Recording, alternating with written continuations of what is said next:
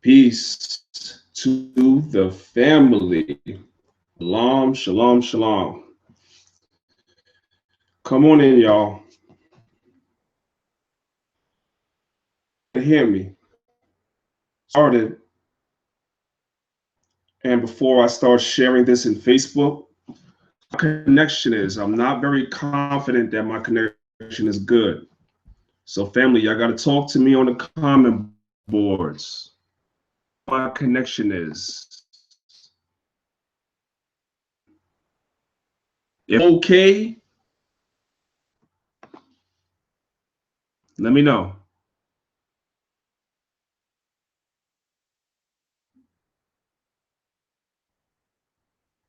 Can y'all hear me? Good. Is it bad? Let me know. Huh?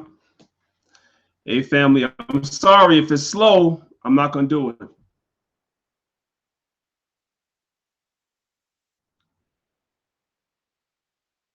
So for me,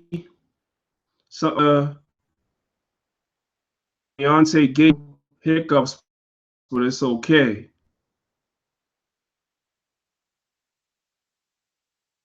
I can't. This is going to, I want to go through some stuff with y'all. I know the connection is a little slow. I know. But I wanted to test it. This is a test.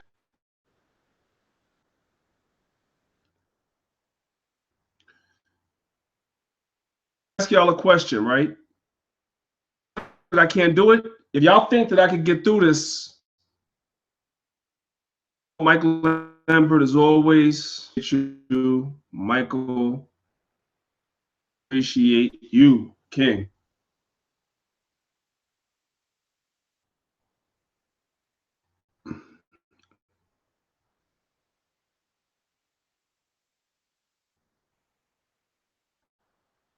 All right, family.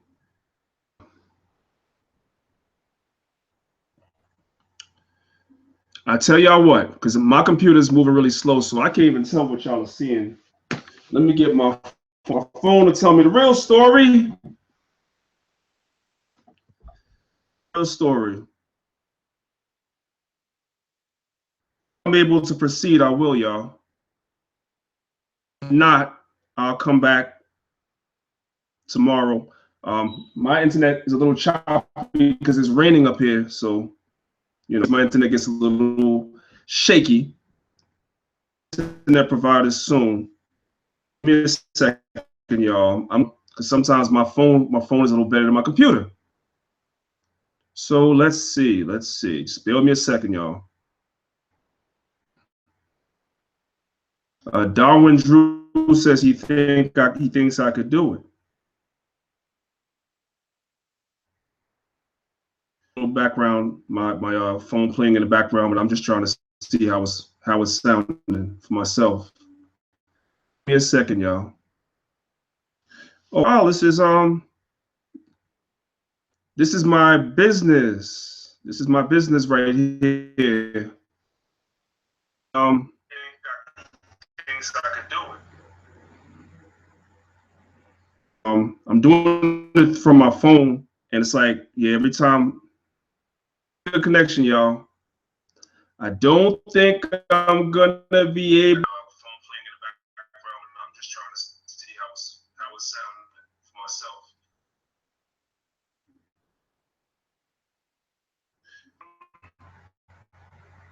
My business. This is my business right here.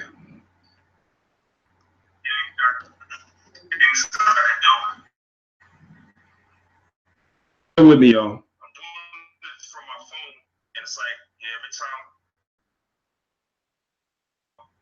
I don't think I'm gonna be able. Phone playing in the background. I'm just trying to see how it's sounding for myself.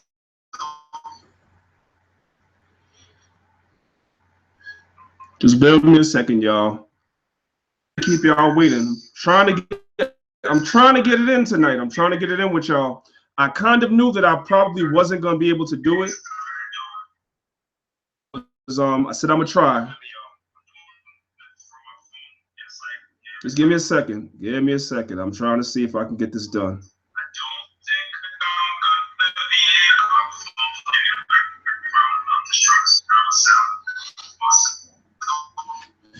My man Claude White is in the building. I see you. Just bear with me a second, y'all. Keep y'all waiting. I'm trying to get it in tonight. I'm trying to get it in with y'all. I kind of knew that I probably wasn't going to be able to do it. I said I'm going to try. Just give me a second. Give me a second. I'm trying to see if I can get this done.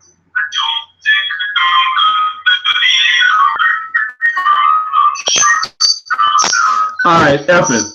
I'm going to tell y'all what. My man Claude White is. I see you. All right, I'm going to tell y'all what I'm going to do, right?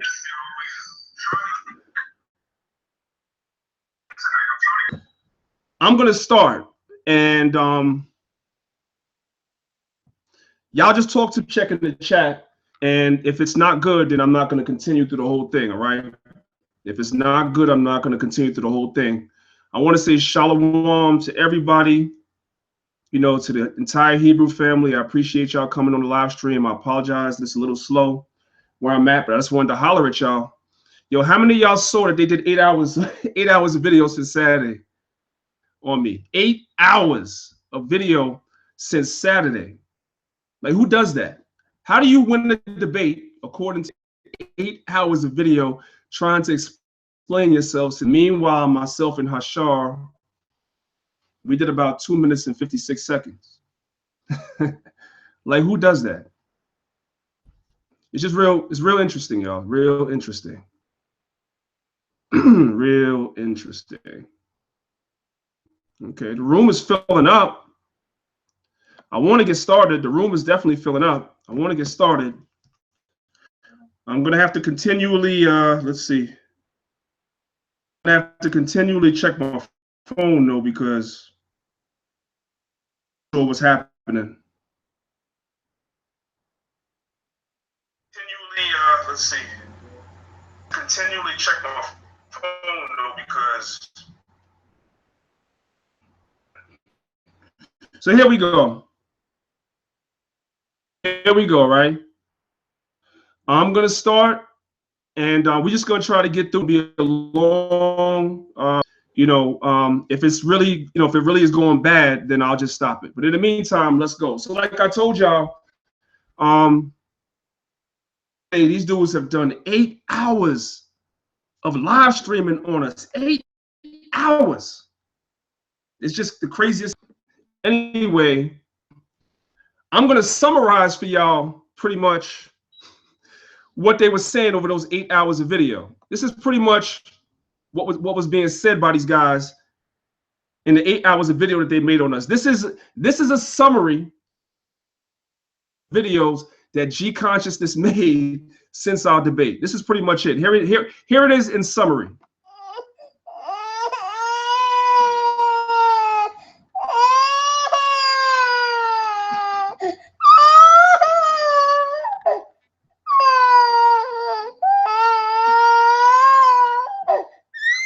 That's your man G Con. That was the first hour that he made on me. Here's the second hour.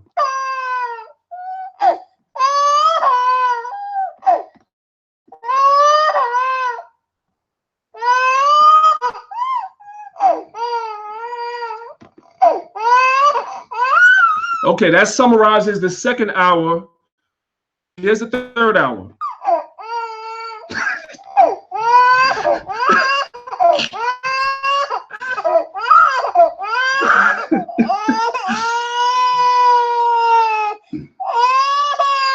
So G-Con, debate that we had on Saturday, King, what you thought?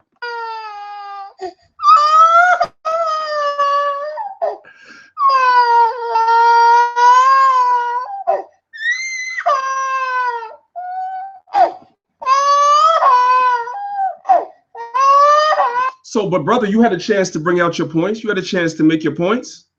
Our points. So I don't understand. You know,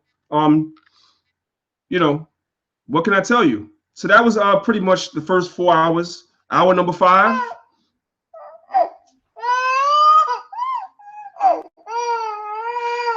Okay, so that was hours 6, 7, and 8. And made a post on Facebook on top of the 8 hours. And this is pretty much what he said on Facebook.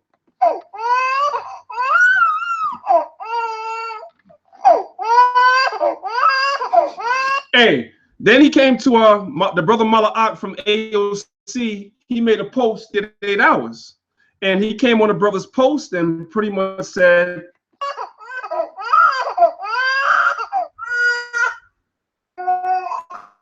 yeah, man, you Christians offended are an absolute joke, and that's why we're clowning you. Clowning you, man. You dudes are a bunch of clowns. What I did was, I took me a camera, you know, and I took it undercover, and I visited G-Con's church there, but I was there. So I took her, and I'm gonna play the footage for y'all. That's right. I got exclusive footage. Consciousness Church that I'm bringing to the screen to show y'all today. Y'all ready? Here we go. The footage from our brother G-Con's church, all right? This is what he wants us to leave Israelites and do. This is what he wants us to do. They got a big congregation, y'all. Nice church. Nice church. Nice church. There he is. Here's your man, G-Con.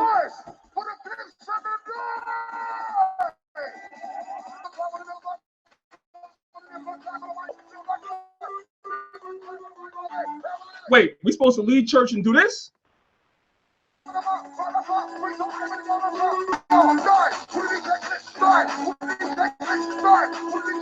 There you go, G-Con. Yo, he know how to move the crowd, though. I can't lie. Man.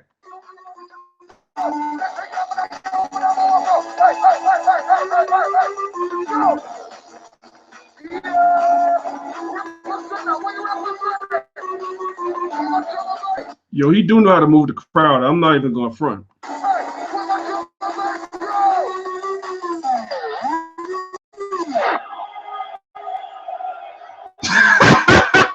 I'm sorry, y'all. I'm just having fun. Yo, he is moving the crowd like.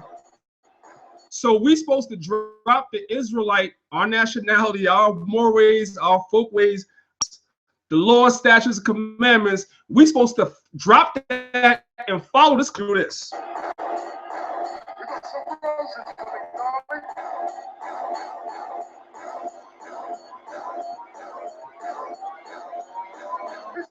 Hey, y'all seeing this? I hope y'all seeing it because I know it might be moving a little slow. Anyway, here we go. Go ahead, G-Con.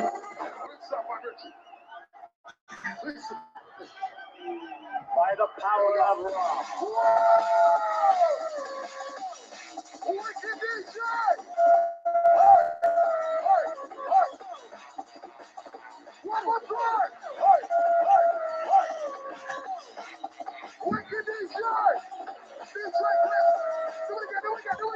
Hey. I hope y'all seeing it. I don't know how, if it's playing, if it's stopping. I don't know, y'all. This is the BS that they doing in the Christian church. They doing. All right. Nava Kahan 12 said they can't watch no more of that. Okay, I got you, no doubt. Hey, Mario Tucker said buck dance. That's what we're going. That's the new name for what they do in the Christian church, man. We're gonna call that buck dancing.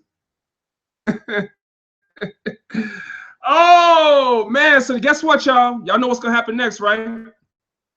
Y'all know what's gonna happen next? Somebody gonna be some. They're gonna call G-Con and be like, I was talking about him. So guess what?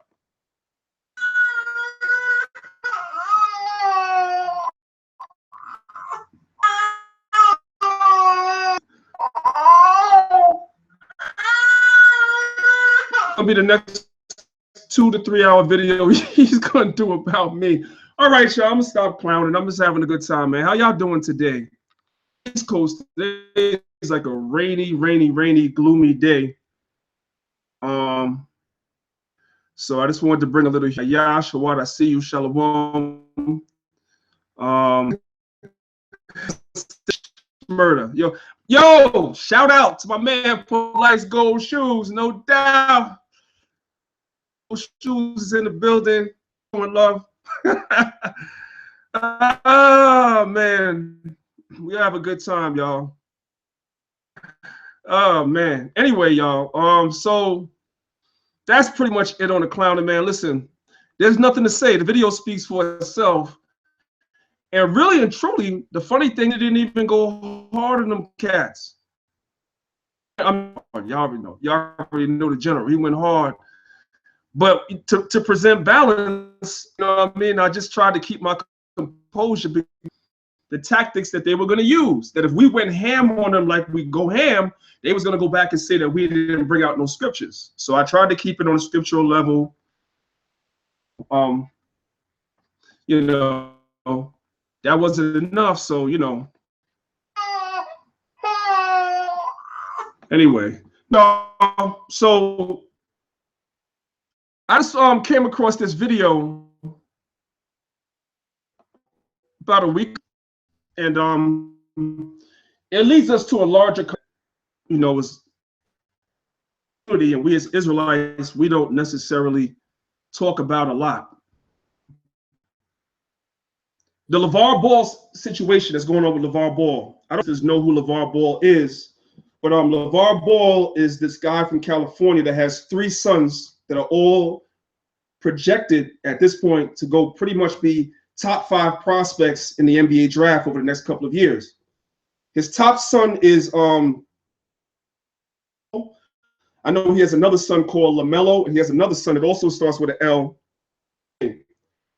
And all his sons are projected to be top draft over the next couple of years. Now, this guy wields a lot of power, and a lot of people don't like it. Don't like it is because we do have our issues with Lavar Ball. But let me speak for myself. I do have some issues with Lavar Ball. Starting off with, he didn't marry an Israelite woman, so I'm not with that. Yes, those children are Israelites because you are what your father is. He is a very powerful, and so the pretty much setting him up to tear him down, which is a microcosm look at so-called black men. When you are in the position where you can make a do for self, usually the establishment, the white media, so forth and so on, they don't like that. Many years ago, when Kobe Bryant was drafted, a lot of y'all don't remember, very strong presence. As a ball of it came on the scene, Kobe Bryant's father was a very strong influence. When was the last time I've ever seen Kobe Bryant's father anywhere in any video? Sports athletes, right? You never, pretty much all you see, father wasn't in their life. That's understandable. A lot of fathers are in their life, but before they're drafted, they get their, you know, they get their publicists, and they get their sports agents, and these sports agents pretty much mold them into something that will be acceptable by the masses, mainly the white masses. You see what I'm saying? And one of the things that they always usually push the background is the black father. About that, because the black father, the Israelite father, I should say, the Israelite father is extremely important in our community. Especially now, those of us that's awake, we know that. We know the importance of the Israelite fathers that are awakened to our nationality. But outside of us, the majority of our people don't understand fathers are everywhere in our community, especially on our children. So this particular individual, Lavar Ball, he wields a lot of power. A lot of people don't know he wields so much power that even his sons that are in high school, if he threatened that one of his sons wouldn't play for Chino Hills High School and got the coach fired. It was, and I'm going to play y'all a video in a second, that he did that people didn't like is he started his own line of clothing called Big Baller Brand. Originally, he sat down and he had meetings with like Nike, he had meetings with Reebok, he had meetings with Under Armour and all the major brands. Is pretty much projected to be drafted either #1 or #2 this year. His first son, Lonzo Ball. So usually when you're #1, you usually should get some type of endorsement, some type of. So he sat down with all the major brands, and they pretty much told him that they're going to put his name or his son's name on a sneaker, but he has no other say. So they're going to pretty much use his name, $1 million, but he has absolutely no say. So this brother, what he decided to do was he decided to tell all the major brands, F you, I'm going to start my own brand. And came out with a brand called Big Baller Brand, starting off at $500. You know, I remember coming up, they had the Jordans. It was a big deal with the Jordans, right? But the issue that we have here is a bigger issue. The bigger issue is that he's a strong presence, and what he's doing is he's setting up a brand so that if his sons, for some reason, if one of his sons, something happens to them, if they're injured in college, they rupture their Achilles tendon and never make it to the NBA, they still have something to fall back on, which will be their brand. So he's setting up something for his sons for the future, and the white media doesn't start a campaign to try to destroy him. So I found a video recently that I saw online, and maybe a lot of y'all saw it already. And I think there's a lot of things that we can look at and we can gain an understanding from. So I'm going to play this video real quick. And I want y'all to weigh in and tell me what y'all think. Second.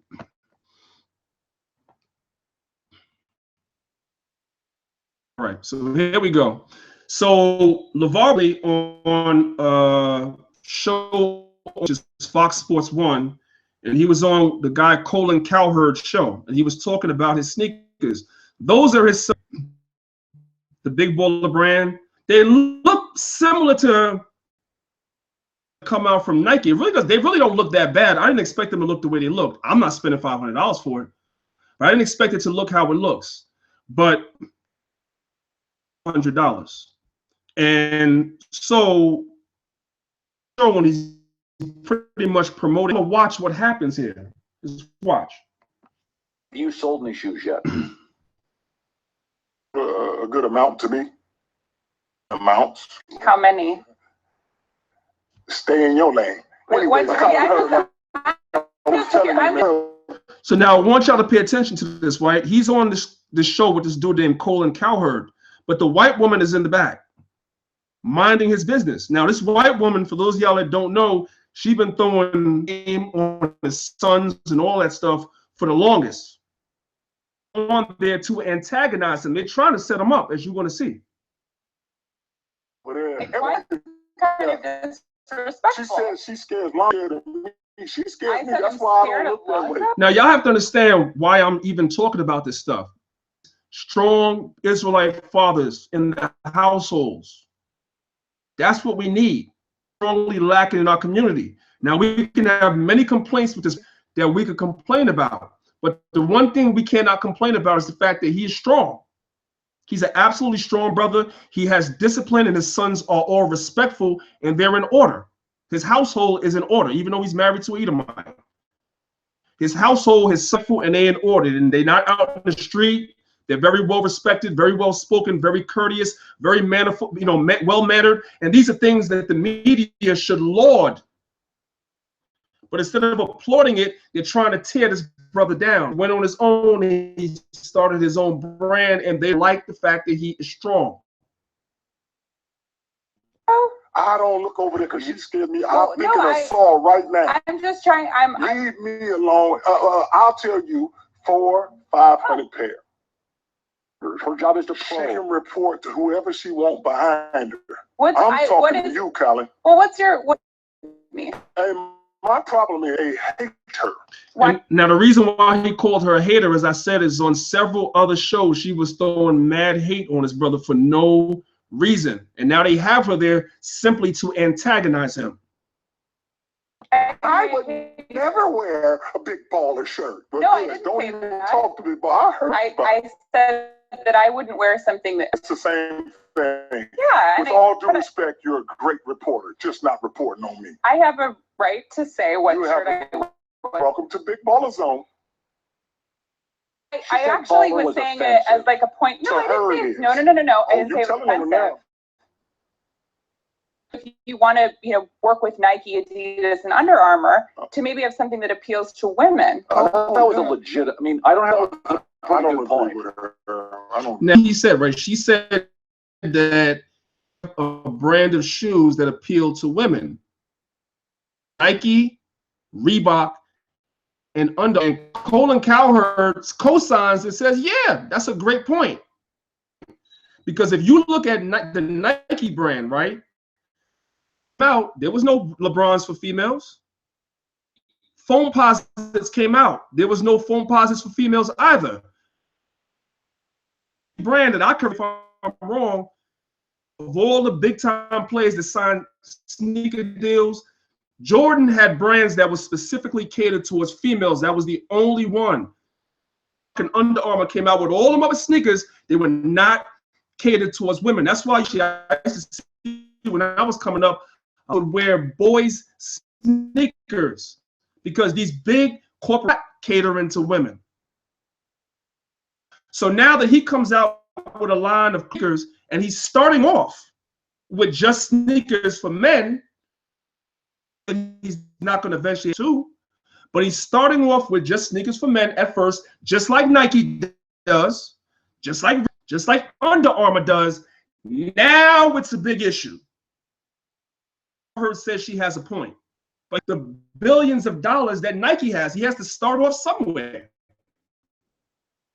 He's appealing to a certain demographic, be probably anywhere from, let's say, 15-year-olds to maybe 30-year-olds, and within that demographic, they're going to $500 down on a daggone pair of sneakers, $200-300 down on a belt or something like that. I would never do that.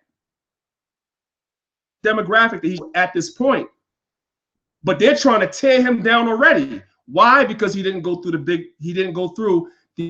big corporations. So that's what they're trying to do. But he's a strong brother. Now watch how she flips this. Watch. No, I'm actually saying it as like a point of advice. I'm not friends with her. I don't even see it. It is like I would never wear this. What's the show about it? Ain't we talking about shoes? I don't want to talk. Next. Well, I think in order to have a successful company, you're going to have women. And that's absolutely true. True. No company can start off catering to everybody at once. You have to have, anybody that's opened up a business has to have a target market first. When you first start, limited resources, limited amount of money for marketing, you have to have a target market first. Establish the target market. I'm sure that's what happened with Nike. I'm sure that's what happened with Reebok. I'm sure that's what happened with Under Armour. And that's what's going to happen with this brand as well. The problem really is not that. The problem is that he sidestepped all these corporations and did it on his own, and they don't like strong black brothers. That's the problem. And what else is this teaching us? This is also showing us that money's not going to solve our problems. Because if the media and if the large corporations, if they don't give a damn how much money you have, and this brother right here, I'll be surprised if 5 years into his son's career, if we see him, if they don't somehow or another get his son to kind of push him into the background. I would be surprised. I'm not saying it's going to happen, but I wouldn't be surprised, because this he's talking with the strength and the conviction that he don't know that white America does not at all. All right, let's continue. Yeah, if you have a women's company. But anyways. Oh, so you're not about Big Baller Brand. Okay. They don't need to say I'm a this and I do it. No, Lonzo's a ball player. He is who he is. And going back to Whitlock, I don't know anything. Now, wow, that's a little harsh. It's going to be harsh because he want to be harsh so on me. So you disrespect women and people for their weight? At what point did he disrespect women? We've been watching this video now for 2 minutes and 6 seconds. Did he disrespect women? He simply said that his brand is what it is right now, and want to talk to her because she is antagonistic. He hasn't said anything to her. He keeps telling her he doesn't want to talk to her, and she keeps antagonizing him. So now she's flipping it to say he hates women. I hope y'all see that. I hope y'all see. I hope nobody's in their emotions. This is pretty clear. I hope y'all see that. Can you? No, you just said that to me. Like I told her, I'm not even worried about you right now. Like I said, Whitlock, I don't want to look you You know, you scare me to death. Y'all see her face? She's the devil. Antagonize him, and he's trying to keep us cool. It's crazy. Oh, Like I said, thank you. Yes. They wouldn't want to work with you anyway because you don't respect women. So I don't respect. I'm not. Did y'all hear when Coward said she's after you today? They're trying to destroy this brother for no reason whatsoever. This married, I'm good. She's trying to put respect women. Did on the show today. If you act like that, guess what? Something's coming to you. Do you? So now, this is not, the video is a little bit longer than this. When he said to her that something is coming to you, and said that he was threatening her, big thing all over the media about the fact that he was threatening her. You had like Stephen A. Smith on First Take, and Stephen A. Smith is all right. His picture should be right next to the word coon in the dictionary. You had Stephen A. Smith, Whitlock, and you had a whole bunch of other clowns that came out in support of her and getting on him. Why? Because these dudes is working for these big corporations that he's speaking against. They don't want to lose their check from Master. You see what I'm saying? So they come out and they're the first ones to attack that brother. I didn't see where he attacked her at all. He kept his composure. I think I could have kept my composure the way he kept his composure, because she was, just like the man said, she's out to get you today.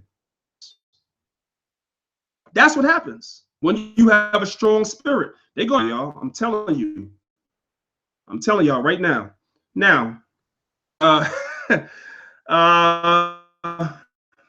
agree. I agree. You're right. He says all of his own at home. He is married to a white woman that he produced children with. He can easily handle a simple chick, and he did. Is that sports commentators have been on his ass ever since.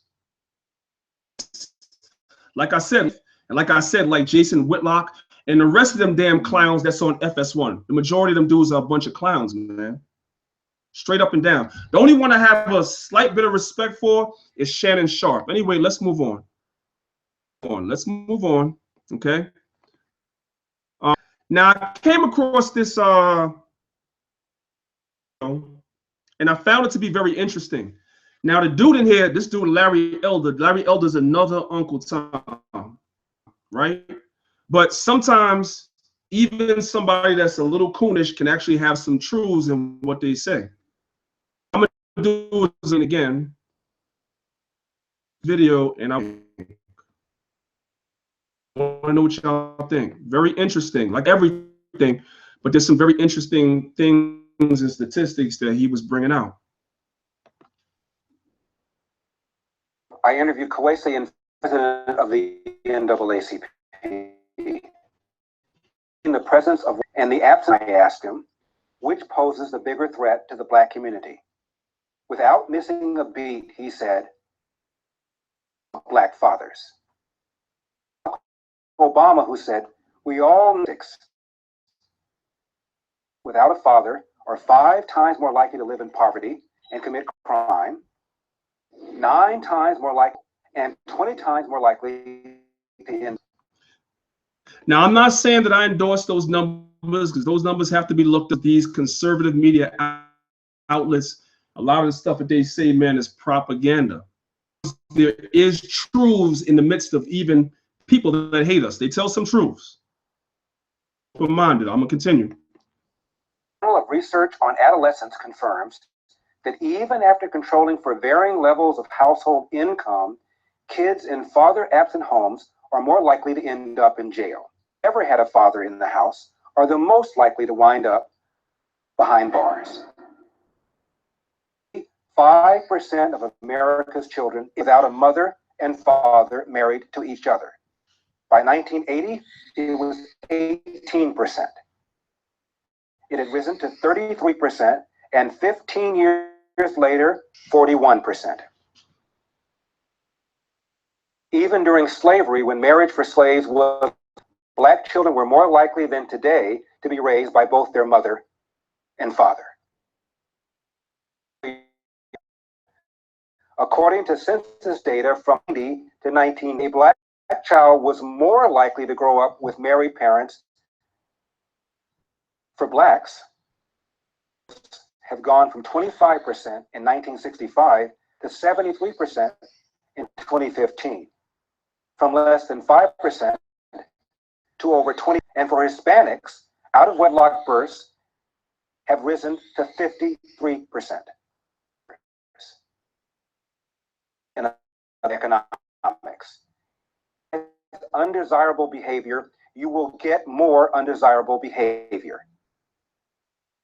With 34%. By 1965, it was cut in half to 17%, all before President Lyndon Johnson's so-called war on. Now I want to stop for a second because I want y'all to understand. I don't know if you brothers and sisters did recently where I went into the fact that Donald Trump, under the sessions, under the orders of Donald Trump, Jeff Sessions, under the orders of Donald Trump, he reinstated the war on drugs, which is a war on us. Well, I'm going to tell you something. Lyndon Johnson's war on poverty was a war on the Israelite family. I'm going to say that again. Lyndon Johnson's war on poverty was really to wage war on the Israelite family. And if you don't have the Israelite family intact, we have no nation. There's no nation. Will start off with family. The nation started off in the beginning with the family. Jacob, his wives, and his sons. Nowhere without the family unit. Husband, wife, children. All of it is important. All right? Just so we understand. Began in 1965, poverty began to flatline. From until government has spent over $20 trillion to fight poverty. The poverty rate has remained unchanged, but the relationship between poor men and women has changed dramatically. Generous welfare system allows women, in effect, all too easy for men to abandon their traditional moral and financial responsibilities. So what does that mean? That if you are in a situation where you might need government assistance, is in the house, you cannot get it. Assistance. So they make sure the man is not in the house. That's why I said before, war on poverty looks like it's set up to help people. What it did is it destroyed the family because the government is not interested in helping the family. The government is interested in destroying the family. So that's the payoff. Like he said, system and the father is out the picture. All right, important to understand. All right. All such dependency, learned helplessness. How do we know that the wealth disincentives that hurt the very people we're trying to help? They tell us. In 1985, the Los Angeles Times asked both the poor and the non-poor whether poor women often have children to get additional benefits. Poor respondents said no. However, 64% of poor respondents said yes. Now, who do you think is in a better position to know? So I hope y'all paid attention to that, right? 64% of the women that were in poverty or considered to be poor said that they often have more children just to get benefits. So there are a lot of women who children to be able to get more money. Allow for the father of those children that they're having with to even be in the child's life in order for them to get more money. So basically, once they get pregnant and everything, the man is pretty much out the picture. On child support or something if they could find them, and then she gets a percentage of that child support, and that's it. And the family is destroyed. And it's wrong. A lot of brothers, because the system goes down, a lot of brothers, they simply just give up and don't take care of their children, which is 100. And I'm going to say this to every brother within my hearing: as Israelites, there should be no man that has children that's not doing the children and is not in the children. Saying what I'm saying because I know what's going on. It's to be expected with those of us that's not awakened. But if you know this knowledge and you know the scriptures, there's absolutely no excuse for you not to be in your children's life. I don't care if the woman is a demon. And I'm speaking this from experience myself. It doesn't matter if the woman is a demon, be there for it. All right, very important. Let's continue. Tupac rapper once said, "I know for a fact that had I had a father, I'd have some discipline, I'd have..." Did y'all hear that? And that's what that brother going ball, that's something that he instituted and instilled in his children. Discipline in his children, confidence in his children. If y'all really been paying attention to this brother, remember he said his son's the one that's going to be one or number 2 this year in the NBA draft. He said his son Lonzo Ball is going to eventually be better than Steph Curry. Curry is, he's one of the greatest shooters of all time. He said he's going to be better than LeBron James, and he said his son is going to be better than Michael Jordan. Now we know that that's a pretty tall order, but what is he doing? He's instilling children. That's very important. Something that they don't want. Hopelessness amongst our children today that don't have fathers, because that's something that a real father is going to instill in his children, and this brother is doing it, and they're trying to tear him down because of it. Empire for a son's brand. Why should you be signed to that billion-dollar corporation called Nike? Why? Why should you be signed to the billion-dollar corp or Under Armour when you can have your own empire? They don't like that. Even Tupac understood that. He admitted with gangs because he wanted the things a father gives to a child. And you hear that a lot. A lot of youth that get into gangs, they're looking for things that they're missing if their father's not in the household. A very, very important issue. And when we see brothers out here that are very strong, okay, we have to support them, even if they're not in the truth. If you see a strong brother out here, man, that's one and be in his children's life, we have to support them, man. Serena, Venus Williams' father, remember how he came into the game? Dude was strong as hell until, let me continue. To a boy, structure and protection. You're holding you down the way a man can, Shakur said. You need a man to teach you how to be a man. Father, dear son, I rough to Marine Staff Sergeant Dad. Crow south of. Let's continue with that. I'm going to stop sharing my screen for us. Like I was saying, I'm going to come to the comment book about. But yeah, like I was saying, if y'all remember Richard Williams when he came into really the one behind Serena, really the driving force that pushed them the level that they got. But when they got to a certain level, what did they do? Hired are dating white men, and Serena's pregnant by a white man, and Serena says better than black men. You see what I'm saying? When she had a strong father, the minute her father and her mother got that divorce, that was it. Next thing I know, blonde weave, right, married to white men. That discipline is that Tupac just spoke about was now missing. There was a void. It was very, very important, man. This is very, very, we understand this. Now, I want to play real quick. Like I said, this is not going to be long. Hashai Yahoo Yas Fury said it's a form of genocide. Absolutely.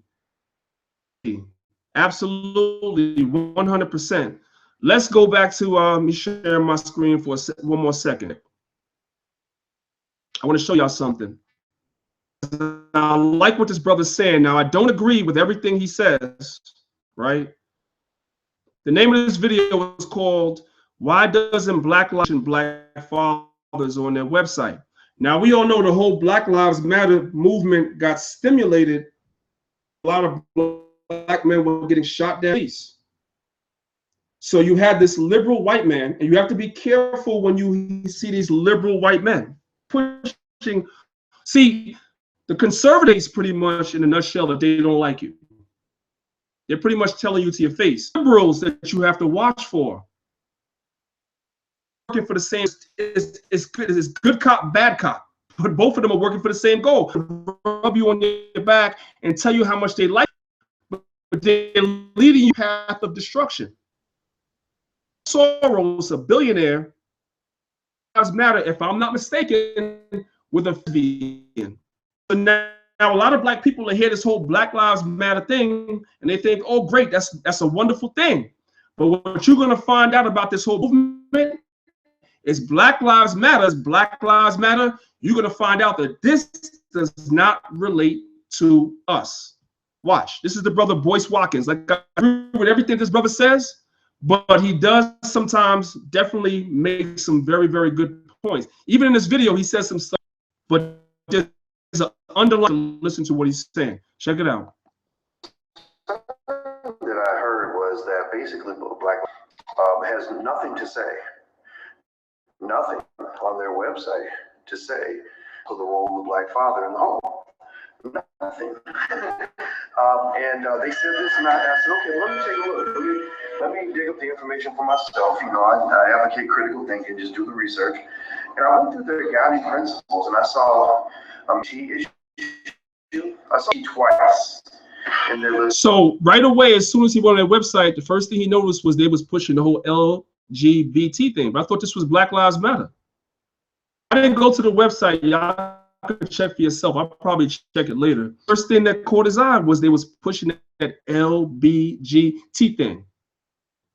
Got his whole steam and his whole strength from when black men were getting shot down on the street. So that was like pretty much what it looks like to me is like they just use that to really push the homo agenda, because that's the real driving force behind this whole thing.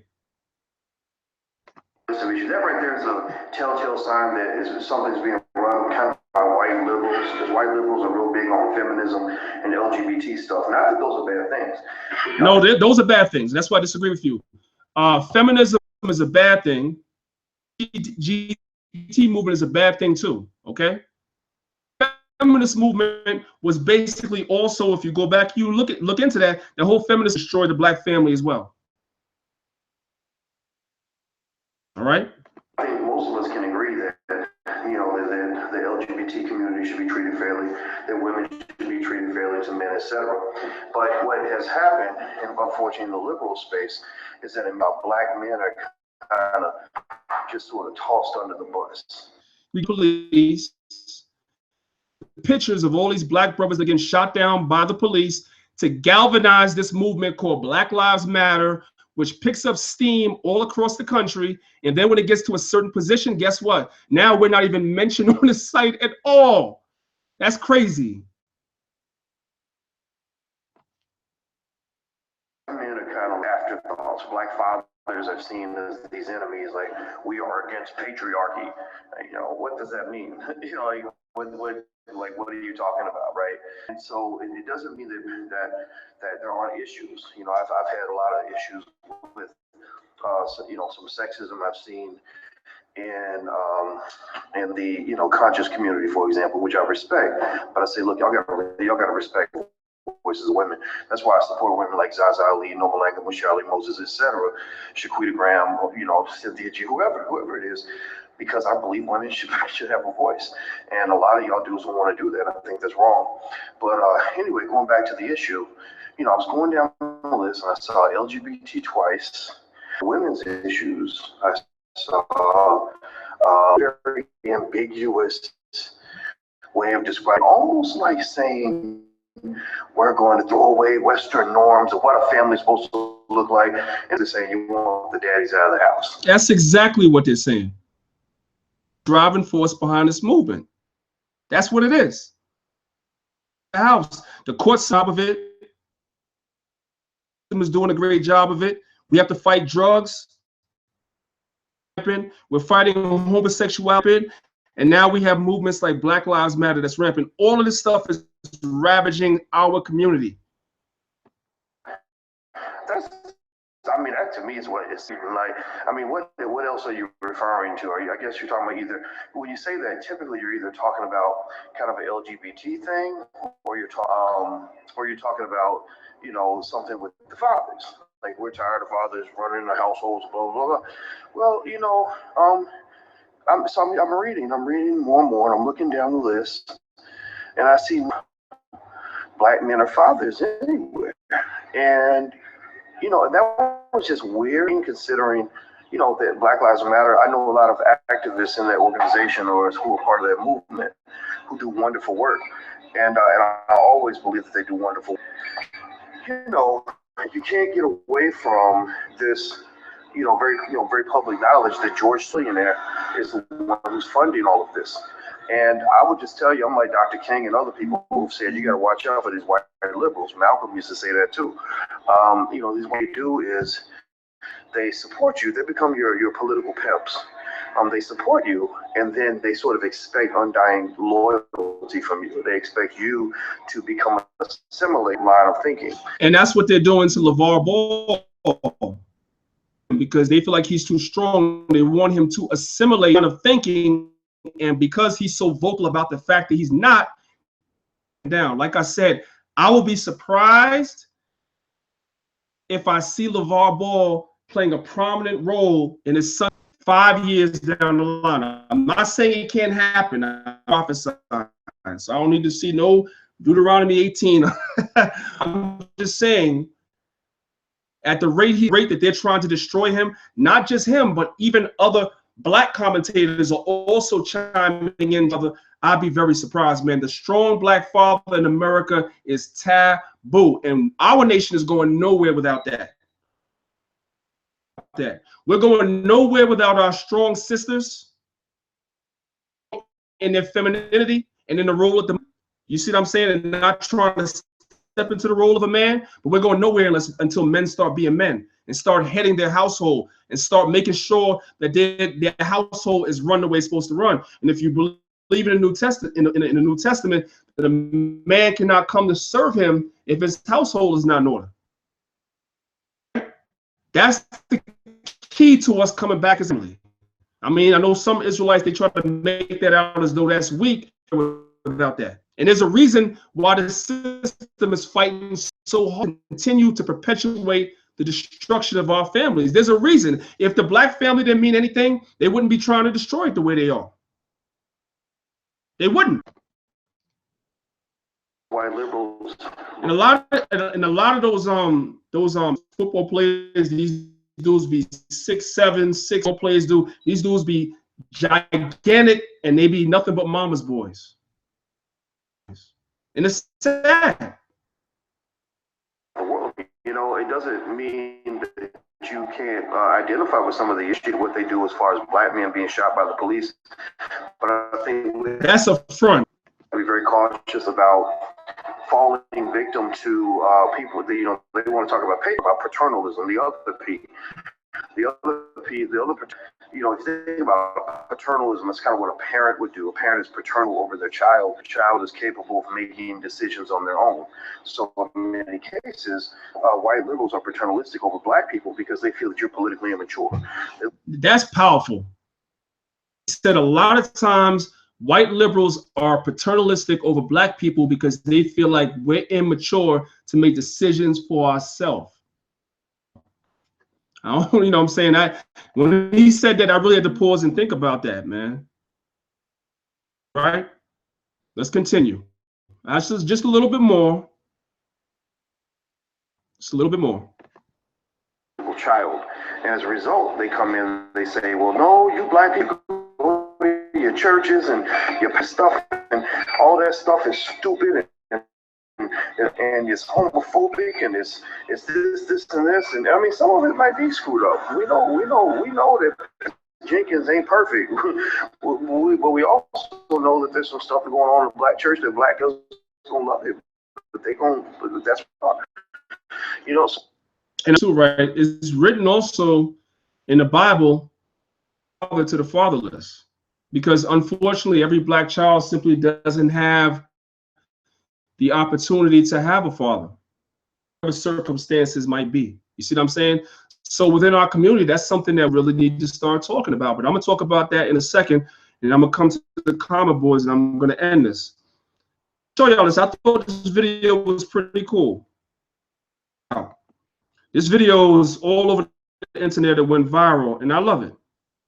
Dad and daughter inspired with morning affirmations. This might seem like nothing to most people, but you'd be surprised the effect that this has on a child when they grow up. The Bible tells us in the book of Proverbs that you train up a child in the way they should go, and when they are old, they will not depart from it. They're going to remember it. It's going to be ingrained and embedded into their psyche. I am strong. I am strong. I am smart. I am smart. I work hard. Hard. I am beautiful. I am beautiful. I am respectful. And respectful. Yeah. Say, I'm not better than anyone. Anyone Nobody's better than me. better than me. I am amazing.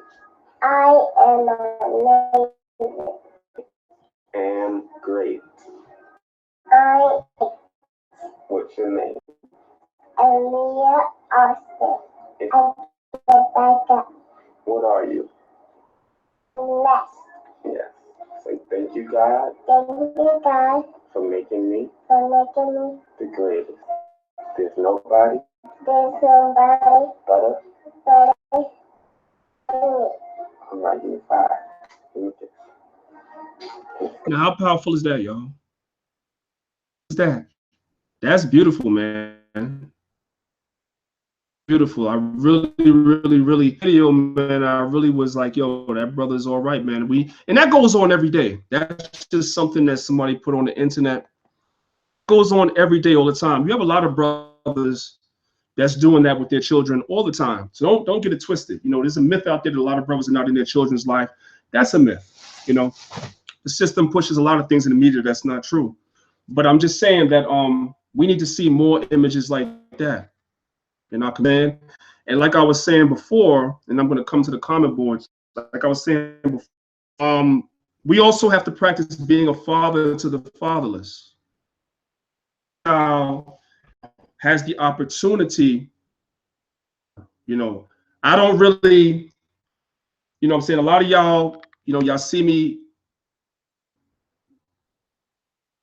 teaching and stuff like that, don't know my backstory other than what I tell y'all. You know, and I usually start off with my foray into consciousness. But to be quite honest and very transparent with y'all, you know, when I was 12 years old, right? And it didn't really, you know, it really played a major role in my life. I could have went, you see what I'm saying? And so I had a lot of strong brothers that took me under their wing after my father died. And when I came into this truth at 19 years old, the elders, you know, used to talk to me.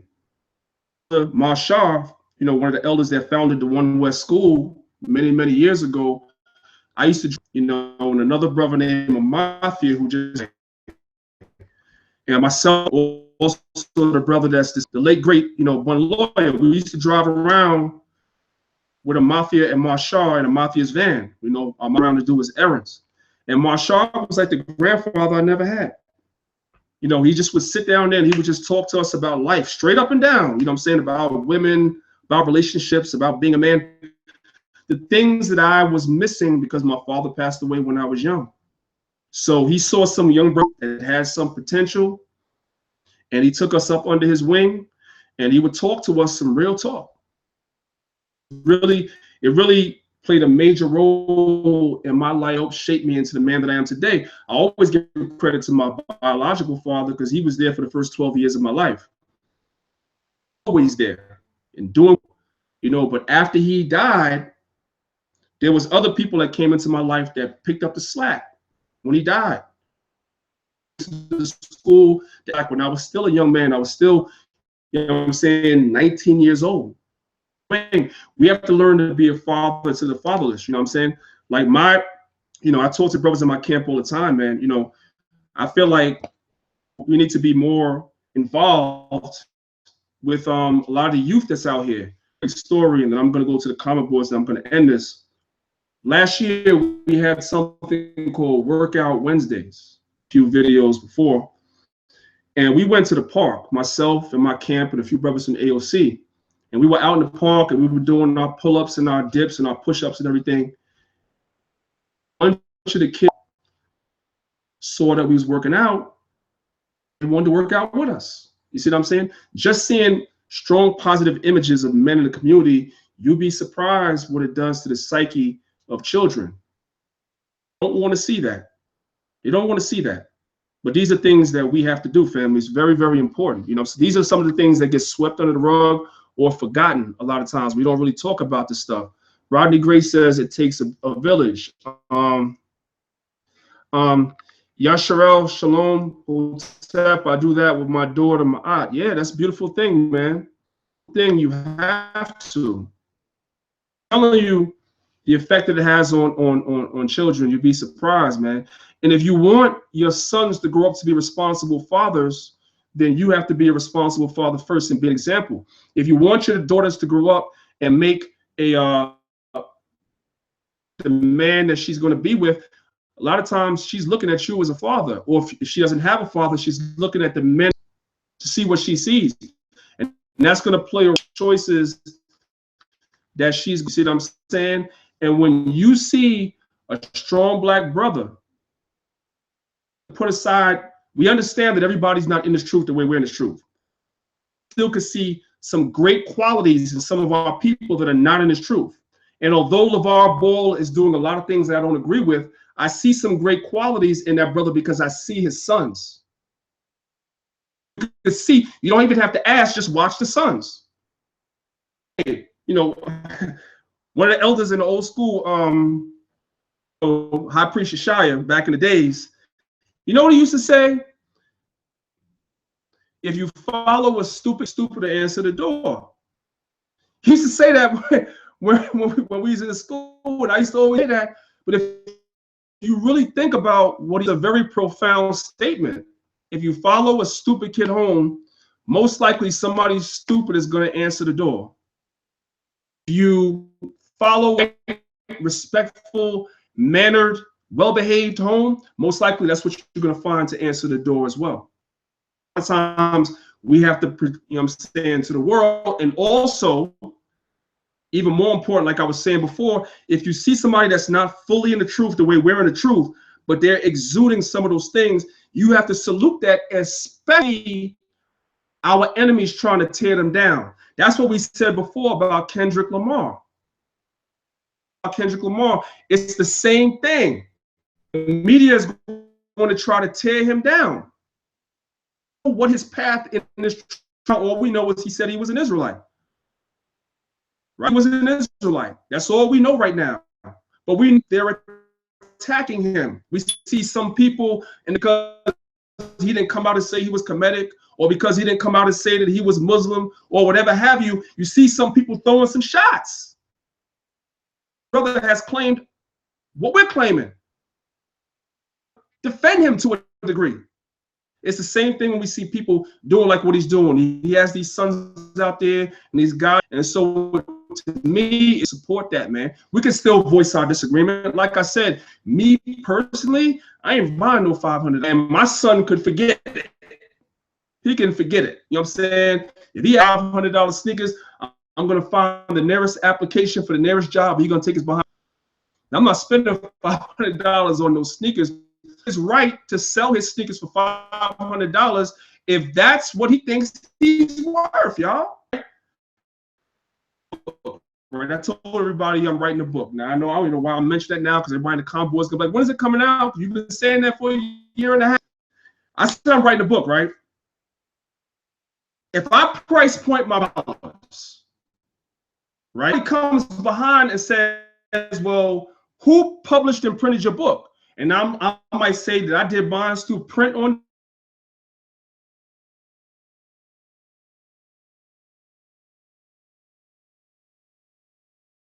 Well,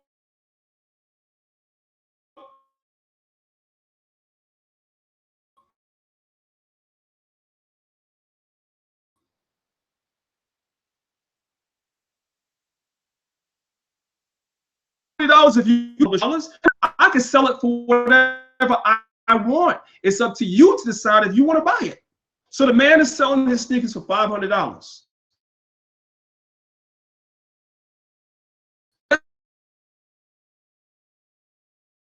And say to myself,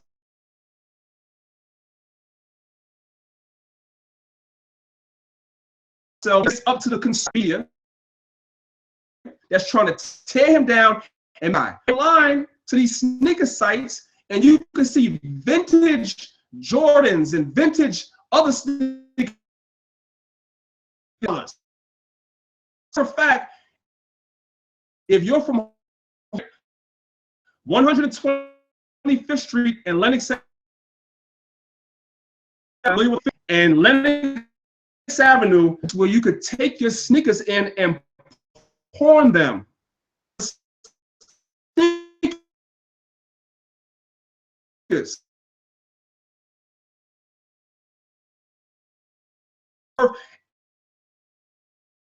A pawn shop, especially Nike, buying the sneakers and the sneakers to enhance the value, and then resell and triple the price. Nobody has a problem with that. Nobody has that.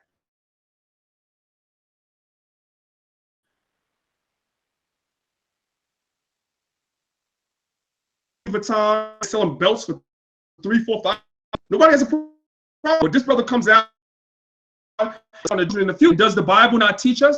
Does the Bible not teach us that a wise man such children? Is it not written in the book of Sirach? That's scriptural.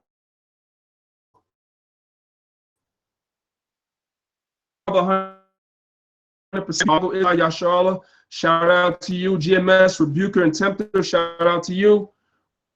Shalom. Strange Mage, you see you got that wrench next to your name. You already know what that means.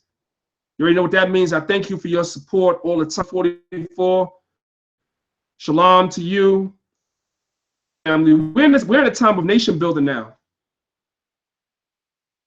Physically build up, going to destroy America. So we're not going to physically, you know, you bought this. I see what you're saying. I wouldn't pay for them either. Yeah. Who's to say that he can't sell them for $500 though? You know what I'm saying? You know what I'm saying? You know, so you know your parents will tell you, man, you need to see and don't see. Yeah, I would show my father for something $5. And he would tell me, you need to learn to see and don't see. Everything that you see, and that was $5, man. You know what I'm saying? These kids want you to go out and buy, man, you can't buy nothing, man. Look at them. How much was them phone posits? A lot of money, family. And everybody was going with how much Nike was selling those phone posits for, man. Yo, when them Jordans come out, lined up around the corner for $200 and $300 sneakers. $200 and $300 sneakers. Nobody has a problem. Gray says nobody complains about Rolex. Nobody complains about Rolex. You can go out and get a Timex watch for $25, but Rolex watches are worth $5,000. Nobody has a problem with that. Comes on the scene and says he wants to do what he wants to do. They want to tear him down and tear everything down. This is the same system that says that black people are out of order. Household is in order. System hates us, man. It hates us. And it doesn't matter how far up you go in the system, when they're ready to tear you down, you're gonna be teared down. G-Man, I'm gonna tell you right now. See, some of you dudes, man, I'm gonna be nice, right? I'm on here. You see, the Israelite family. I'm here to talk about the Israelite family. You're getting no invite. So I hope you hear me loud and clear. If you're not on here to talk about the Israelite family, not getting an invite. All right, we're not dealing with no foolishness today. Your man G consciousness on me, and I'm not crying. I wasn't on none of your comment boards. There you go with the damn so-called reverse psychology, right? So you want to change the argument. I'll pass, my G. I'll pass. I'll pass. Like you, man, because even though you don't know you were Israelite, I call guys like you argulites. I'll call you argulites because that's all you want to do, man. You want to argue, argue, argue, argue. If you Christians did well in it, then why are you crying? And why are you popping up on every video? I thought you guys did well. What happened? Hey, G-Man. Hey, G-Man, I've been to your church, family. Some footage from your church, King. Here we go. Hey, here you go, G-Man.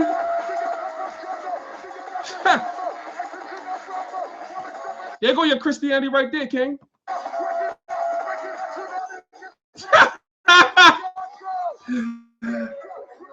This club, the Israelite heritage alone, to go to church to do this crap. You ain't getting no invite. Get out of here. Now I'm just gonna mock the hell out of you. There go G-Con.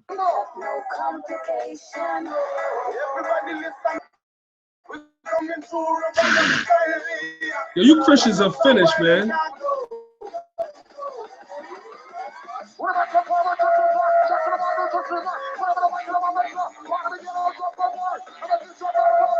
So I'm supposed to go to church and do that? My man, you get no invite, man. Get lost. You Christians are finished, man. Oh, man. You want attention? Go find your daddy. G-Man, did you have a daddy? We talking about daddies today. G-Man, did you have a father? Because some of you dudes, I'll be really thinking that you didn't have fathers young, but I'm still, I'll still be manning up.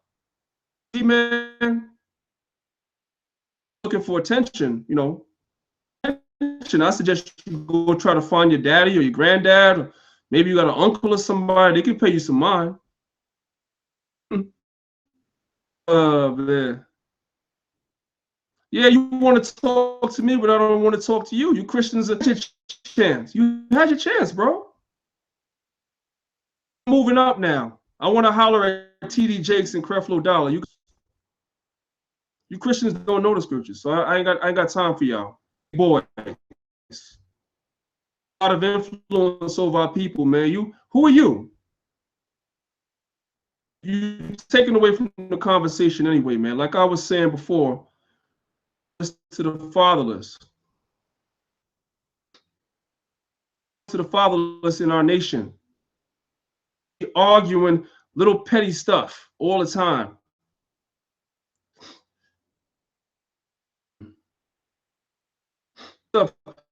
What does that? I don't understand what that means.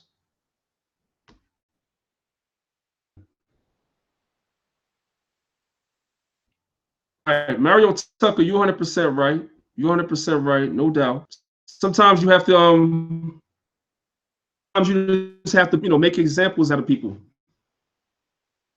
Examples out of how we gonna do this, right?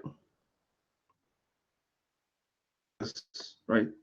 You know why you Christians are mad? I'm gonna tell you why y'all mad. Right. The reason why you Christians are mad is because of people, and then that's gotta talk real talk to the dude. People have left the Christian religion. That's why the Israelite movement is as big as it is. The majority of us have credit by the thou are mad.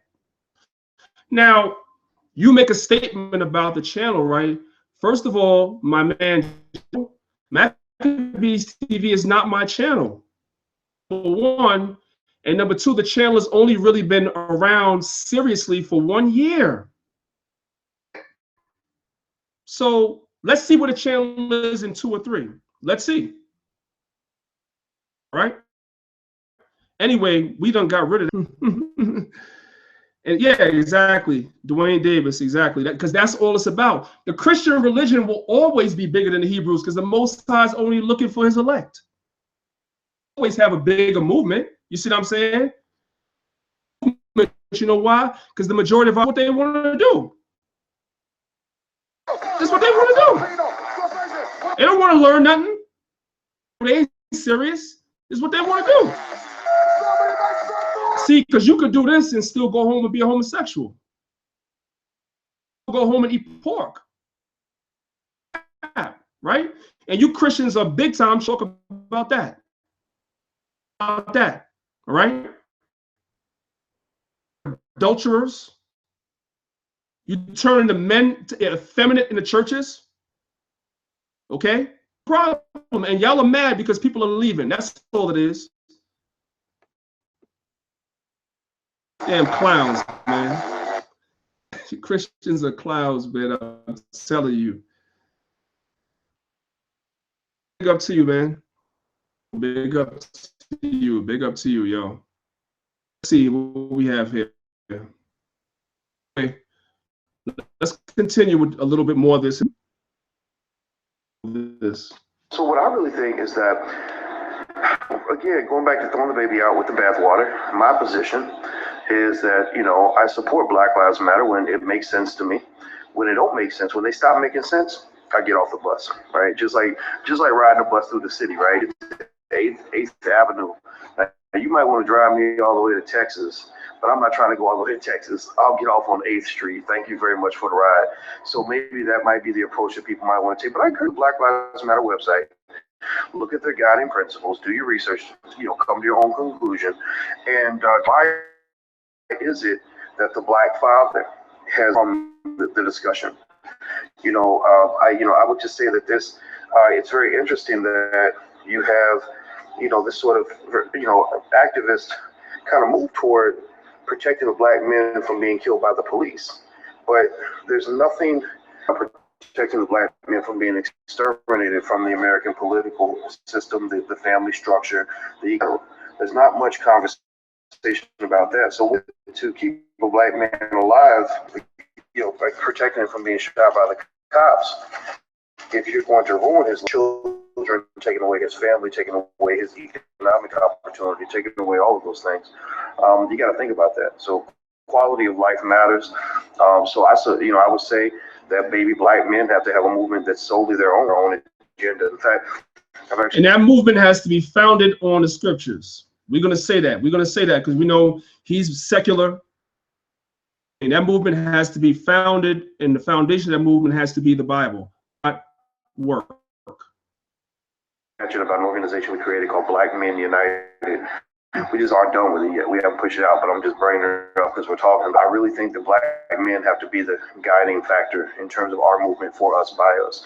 I appreciate what Black Lives Matter has done, but, you know, when I see stuff like this, I'm kind of like, you know what?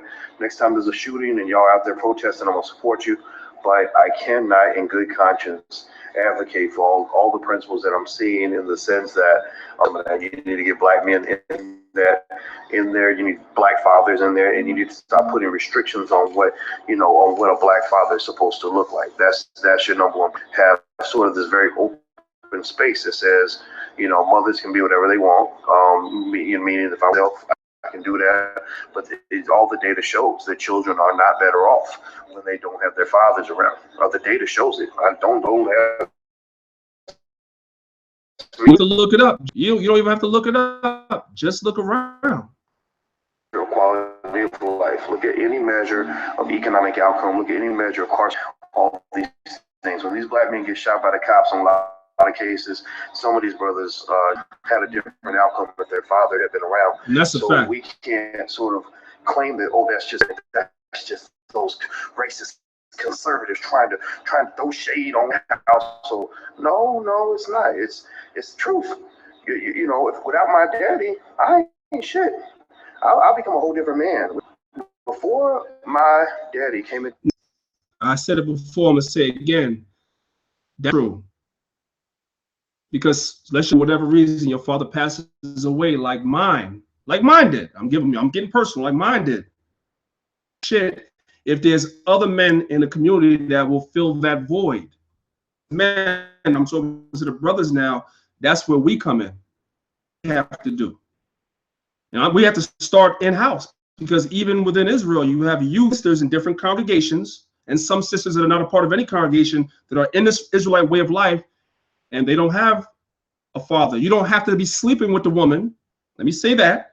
You don't have to be sleeping with the woman to be a man to help her take care of it if the kids don't have a father. And you know a son or a daughter, and you know that you're going to take your son or daughter to the park. Sister's an Israelite. She don't have to necessarily be Israelite, but I'm just going to use that example. Let's say y'all in the same congregation, and you know that you're taking your daughter or your son to the park, or a son, that child may not have a father. Maybe the father's not in life. Maybe the father passed away. Maybe the father's in cry, or what's wrong with, or what's stopping us from saying, you know what, sister, I'm going to take your daughter or son too. My kid, you don't have to be trying to sleep with her. See, the problem comes in, I'm going to talk to you, the problem comes in that a lot of times, a lot of brothers, you haven't fully repented yet. Fully repented yet. Your mentality is this. You'll do that if you're sleeping with the sister. With the sister. Vocab, why are you here? Like, why? I'm talking to you, and I'm not going to even really entertain you too long. Real quick, I deleted his because we're talking rebuilding the Israelite family, which I'm here to interrupt that. You are. That's why you're here. This is a perfect example, family. I know we're deviating, but I'm not. We're on here talking about rebuilding our family structure so that our nation could be rebuilt. And here these clowns come wanting to talk about something else. You had your chance, my man. No foolishness. And if you say something stupid, you're gonna get deleted too. All right. Now, like I was saying before, let's get back to this. A lot of brothers is like that. If you could sleep with the woman, that we got to stop that. We can be a father to the fatherless, like the scriptures say. If a child is in a position where they don't have a father, make the effort and see what happens, man. I don't really tell that many people this. My daddy told me this. Before he came into my life when I was 3, my sperm donor disappeared for whatever. Before he came into my life when I was 3, he said that when he took me to the bathroom, pulled my panties down, and I peed on the toilet like a girl. What? Why? Well, it was because my mother was a young teenage mother, and she didn't really know how to raise a man. She just knew how to raise me to do what she did. So I did what my mother did. So, you know, I'm a man. I'm a heterosexual man. I am who I am.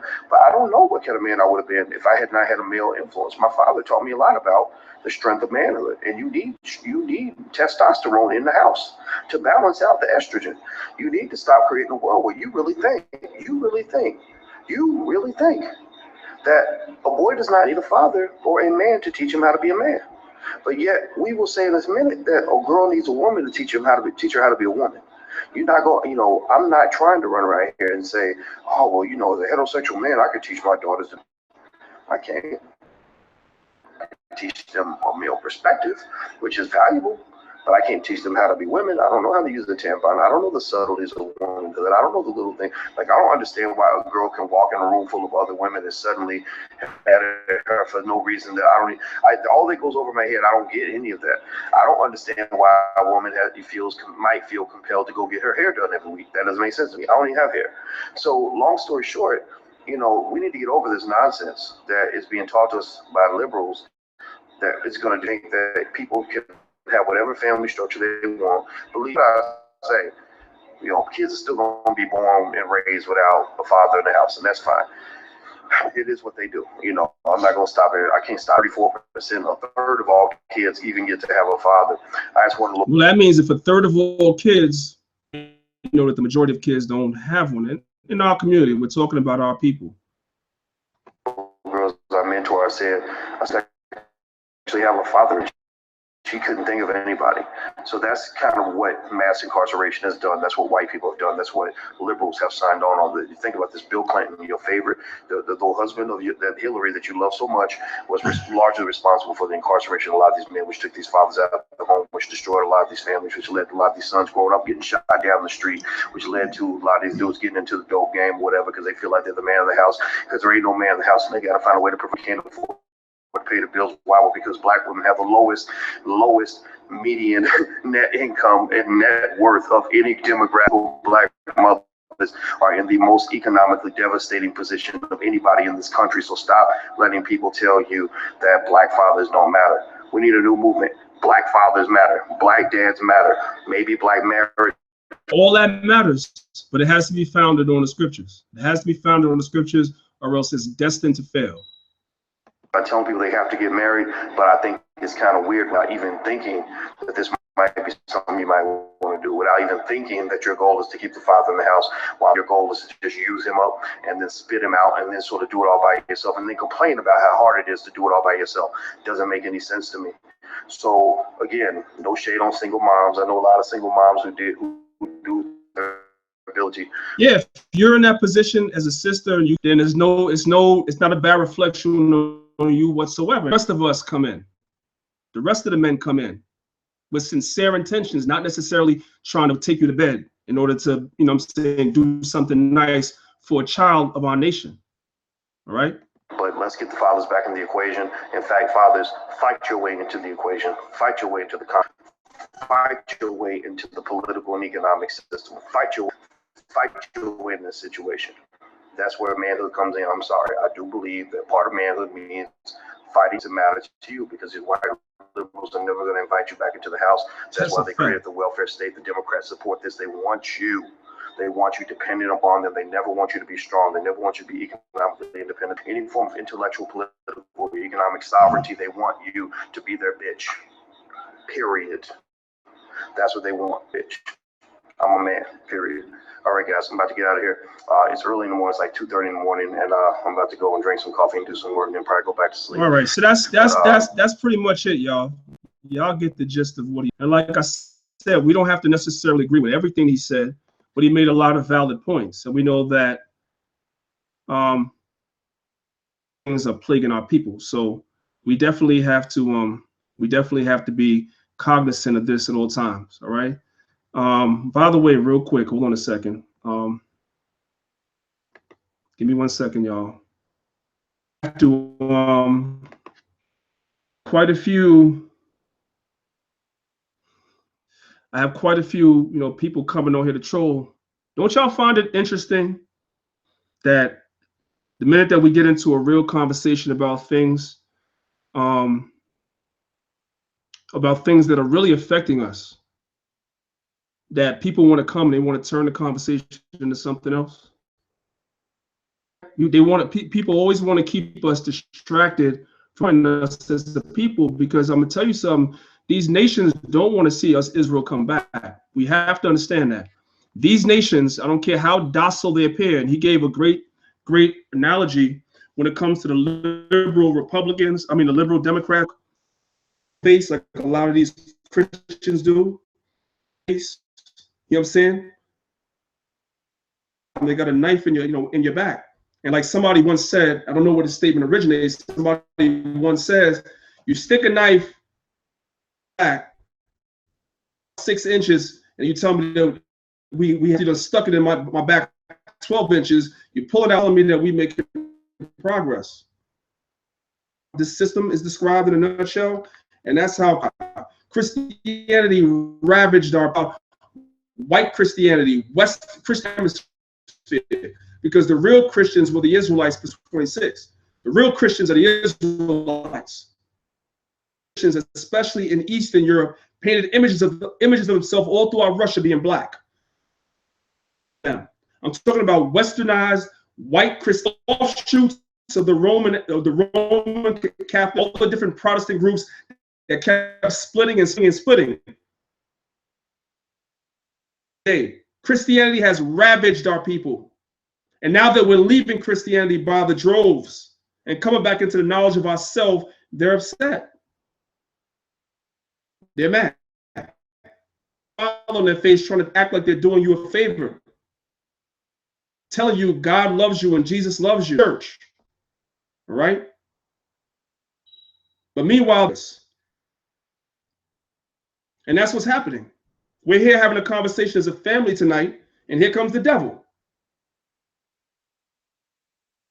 But they don't know who they messing with. Them dudes don't know me. I'm not like a lot of these other dudes. You don't know me. I'm not a bad side. All right?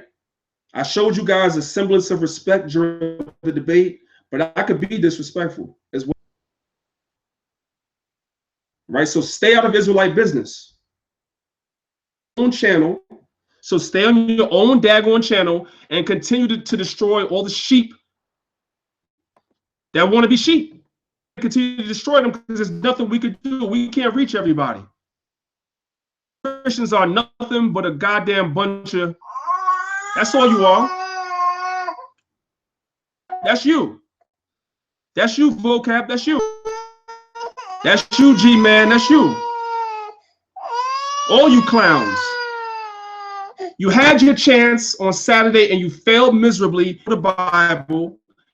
And B, because the Bible is the book of the Israelites and has nothing to do with you nasty, child molesting, destructive, murderous Christians. And the Most High is going to destroy that religion, and we're going to celebrate and say all praise to the Most High. We don't Christians, man.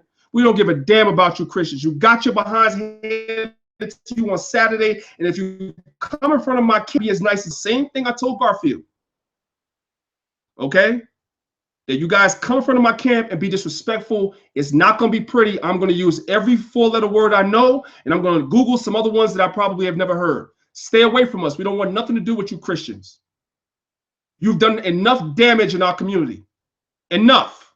And we're tired of you. We're tired of you. I didn't come on. Have I come on your comment boards since we had the debate? No, your man. So vocab, I see you on the comment board, Joe. Did 8 hours since the debate. That shows that you guys lost. You're still trying to find a goddamn excuse. 8 hours. A comment board with one comment. What you saying? Because you know and I know that you got your behinds handed to you. Now we talking. Here you come on my thing and we talking about our family. Trying to resurrect our nation. Asking me, of all the questions, why did I delete somebody that's trying to change the conversation? Christians have destroyed the black family too, man. You're part of the destruction of the black family too. It was Christian slave masters. Family. Lynching and hanging black men. Black mothers from their babies. It was Christian white men that did that. Cry? You said that's all that we do. I ain't cried. Show me where I cried. Show me where I cried. What did I say since the debate? I made a 2 hour and 50-second video. 2 minutes and 56 seconds video I made. Your man made 8 hours. You saying that we cried 8 hours. I did 2 minutes and 56 seconds, and you said I'm crying? You bugging, my dude. You're bugging. Give a damn what you guys say. I didn't come on your comment boards. I didn't say nothing. All I did was clown y'all because y'all are clowns. Clown you. You guys don't know the Bible. Vocab, you're a clown. There you go with some more clown stuff. Did they get lynched at the rate that black people did? Lynched at the rate that black people did. Did Italians get nooses put around? Did they have yokes of iron put around their necks? Did they have their limbs chopped off if they read the Bible? Their babies stripped from them and sold to another plantation and never saw their babies again. How dare you compare any nation? That's how I know you're the devil. That's why I know you're the devil. To be intellectually honest, there is no nation that's ever, as black people in America have gone through, no nation And for you to make that comparison, you just prove you are the devil that Bible is talking about. Period. Give a damn what you say. It's about time.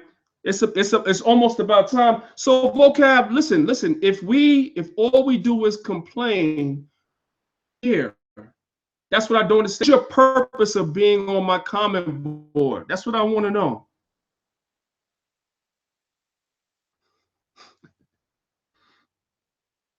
All right. I'm done with you, man. I'm done with you. I take it back, vocab. I'm done with you. I know why you're here. We all know why you're here, my friend. So you stay here as the Israelite movement continues to ravage that whole Christian nonsense that y'all have going on. Oh, I know, like you said in the debate, you had 6 or 7 members from IUIC. Oh, great. Other camps. You got 50 Israelites joined your group. Let's just say you got 50 Israelites. That Israelites have left the Christian movement by the tens of thousands. Tell us about a couple of people. If you get 100 more, it'll never compare to the amount of people that's waking up and leaving that whole Christian garbage alone. And that's why you're mad. Your members and you can't do anything. That's why you're mad. I get it. And because you're the devil. You have your own book. You're reading out of the Bible, and the Bible is the book of the Israelites from the book of Genesis to the book of Revelations. That's why in the book of Revelation saw a kingdom with 12 gates, and on the 12 gates was the tribes of Israel. It all revolves around Israel. You don't even have your own book. Oh, I know. Herod, Paul said he hoped to convert Herod to be a Christian. The Christians were Israelites pursuant to Acts 11, verse 26. Herod, he wanted to convert him to following Christ, not that religion that you're following, not what you're doing. And a brother brought out a great point. And your man Marcus Webb, listen, I'm all about unity with the Israelite movement. So I'm gonna say this: your man Marcus Webb, I was watching the video with IUIC. You know what they said? That since he left, then got bigger, not smaller. Not smaller. So what are you really doing because you got him with you?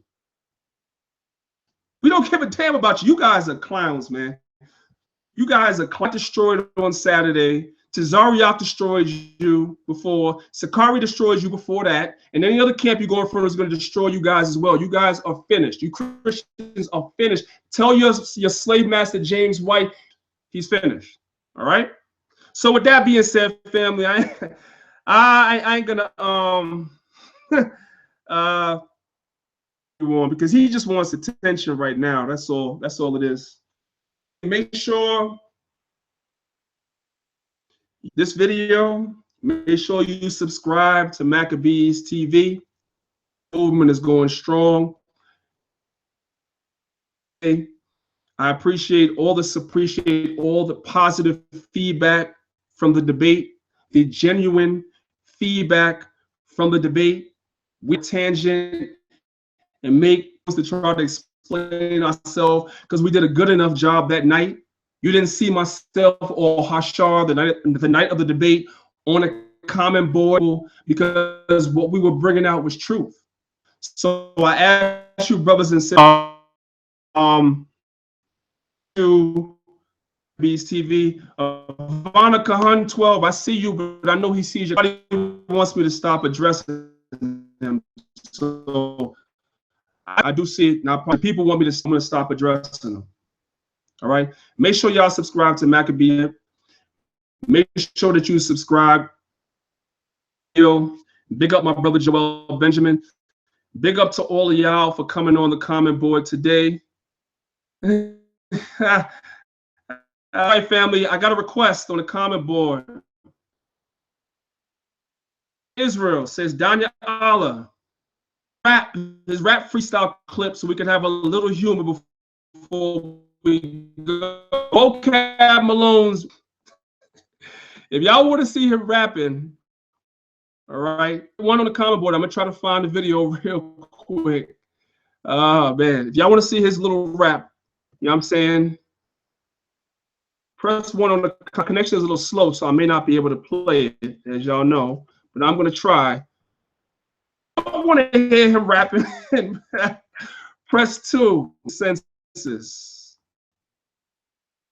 With the consensus. Let's see what we have here while I try to find it. I want to hear him. Press 1. I'm trying to find it, family.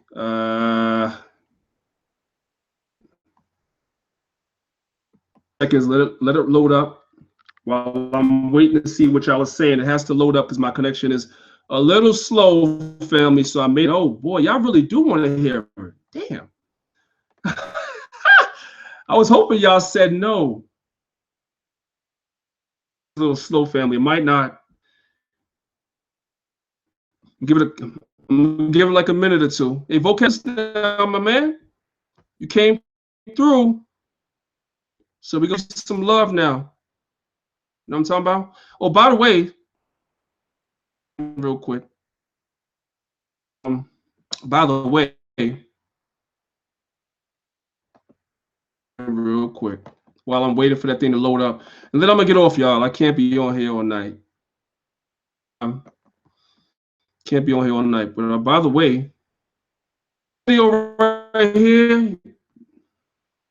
He's never made mockery of us and none of this stuff right here. This video right here, when he went on the making mockery of us, just like we said.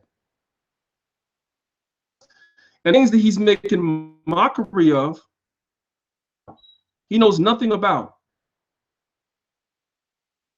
He makes mockery of the fact that the stewards of England were black people. He makes mockery of that. I read the book, The Secrets of John Mackey, Secrets in the Service of John Mackey. I bet you he never read that book. I bet you he never saw the authentic portrait of James III, which was the great-grandson of King James, how that picture was black. I don't even know what I'm talking about right now. He's lost in the sauce. House, Christie's auction house, pieces to private collectors. They auctioned off a picture of great-grandson of King James, and he was black. Lecture on that on my page. But this clown comes here and makes a video mocking something he knows nothing about. And that's the problem. Y'all can see that my screen right now is not loading. My connection is kind of slow. But y'all can apologist rap. That's the name of the video. And this is the one where, well, you know, yourself, y'all. I do apologize. I know y'all wanted me to play it, but not playing, so I'm not even gonna really waste my time. 513, I see you.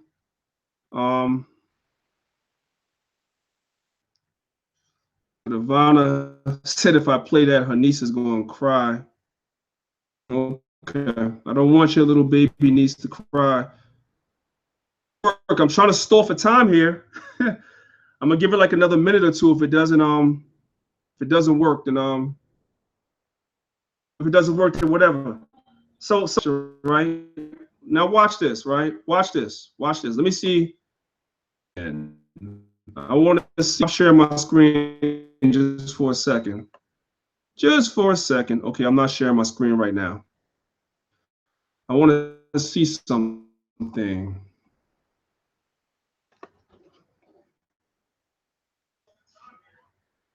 Okay, give me a second. I may not be able to find it. Close out some of the tabs. Yeah, it's not a bad. Let me do that.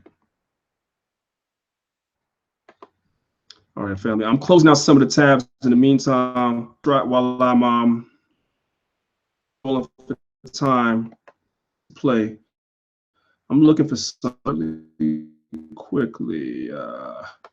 Wait.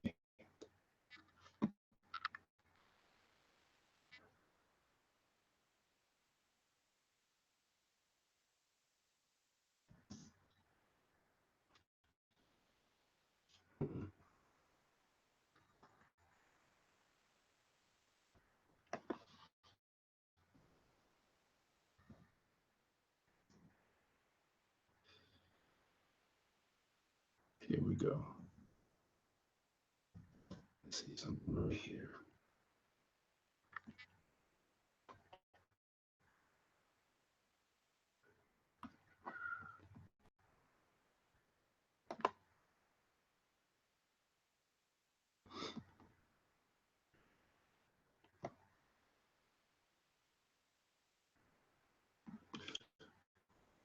Time here, y'all. I know it's a little quiet for a second. I'm stalling for time.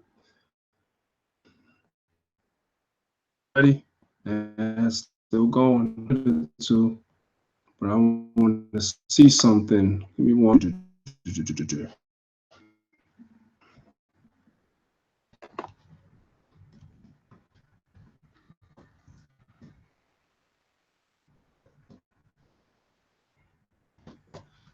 While I'm stalling for time here, I'm looking for something. I want to show y'all something before I go. I thought on my computer, but I don't computer, so I'm gonna have to go somewhere else.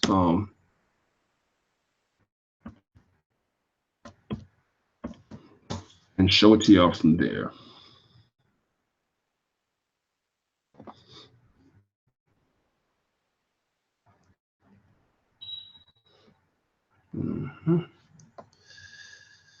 Let's, shall we?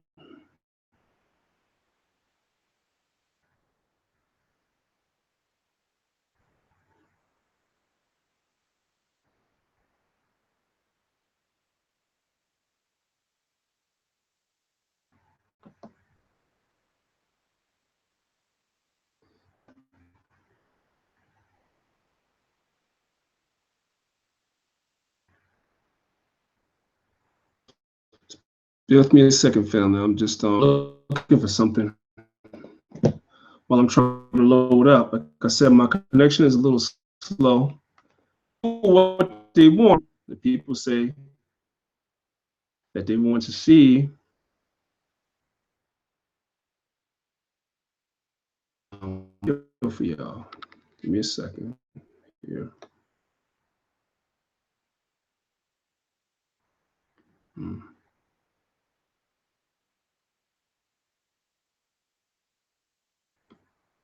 This.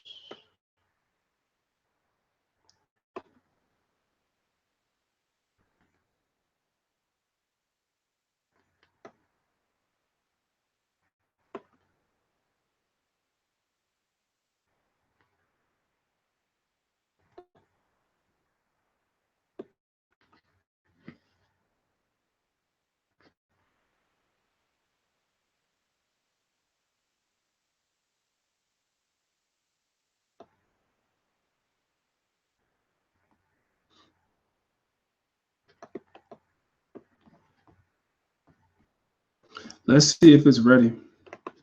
Let's see if it's ready. Uh-oh, it's loading, y'all. A couple of seconds. It's loading. Vocab, the Israelite community. He came to hang out with us on the live stream today, so I think it's only right that we okay.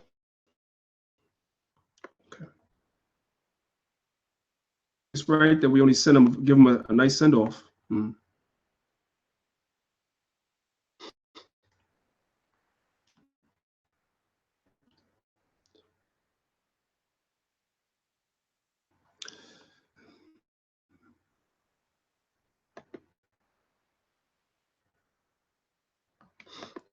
Here we go.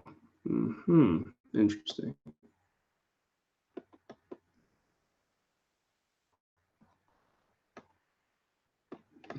All right, here we go. All right, so now this is what I'm going to do. Share my screen for a second, right?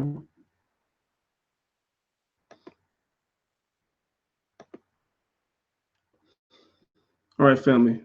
You can see that, right? Just make sure y'all can see it. And then I'm going to explain something to you guys.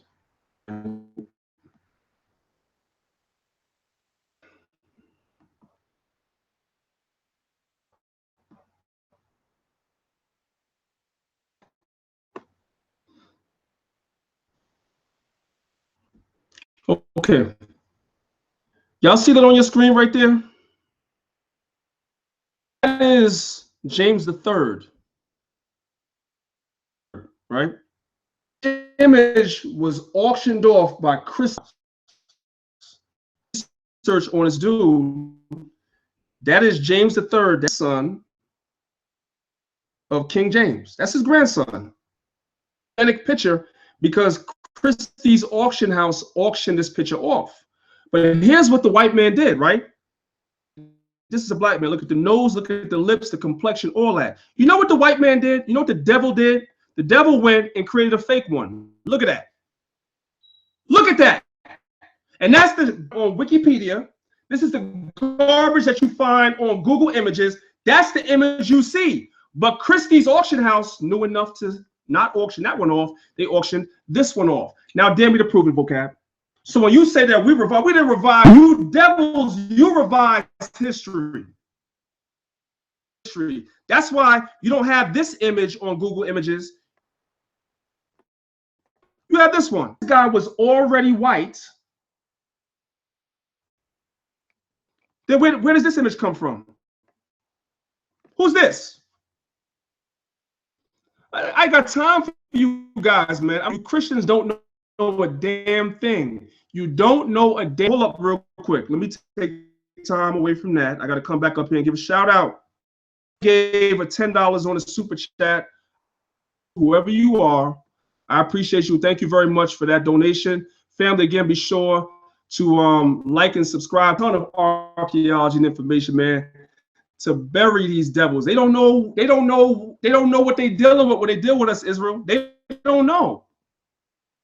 They don't know. They haven't studied this. You know what he studies? He studies Google Images. That's what he studies. And Wikipedia, a daggone show, talking about something as though he's an expert. Oh, he's an expert. He's not an expert. Quick.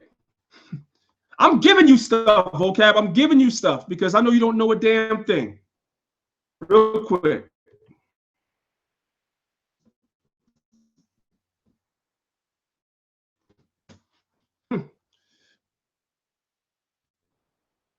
No, matter of fact, I'm not even giving you that.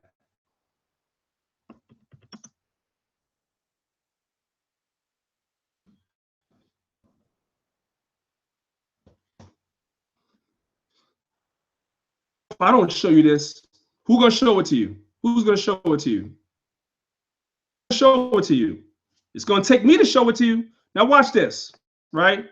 Watch this.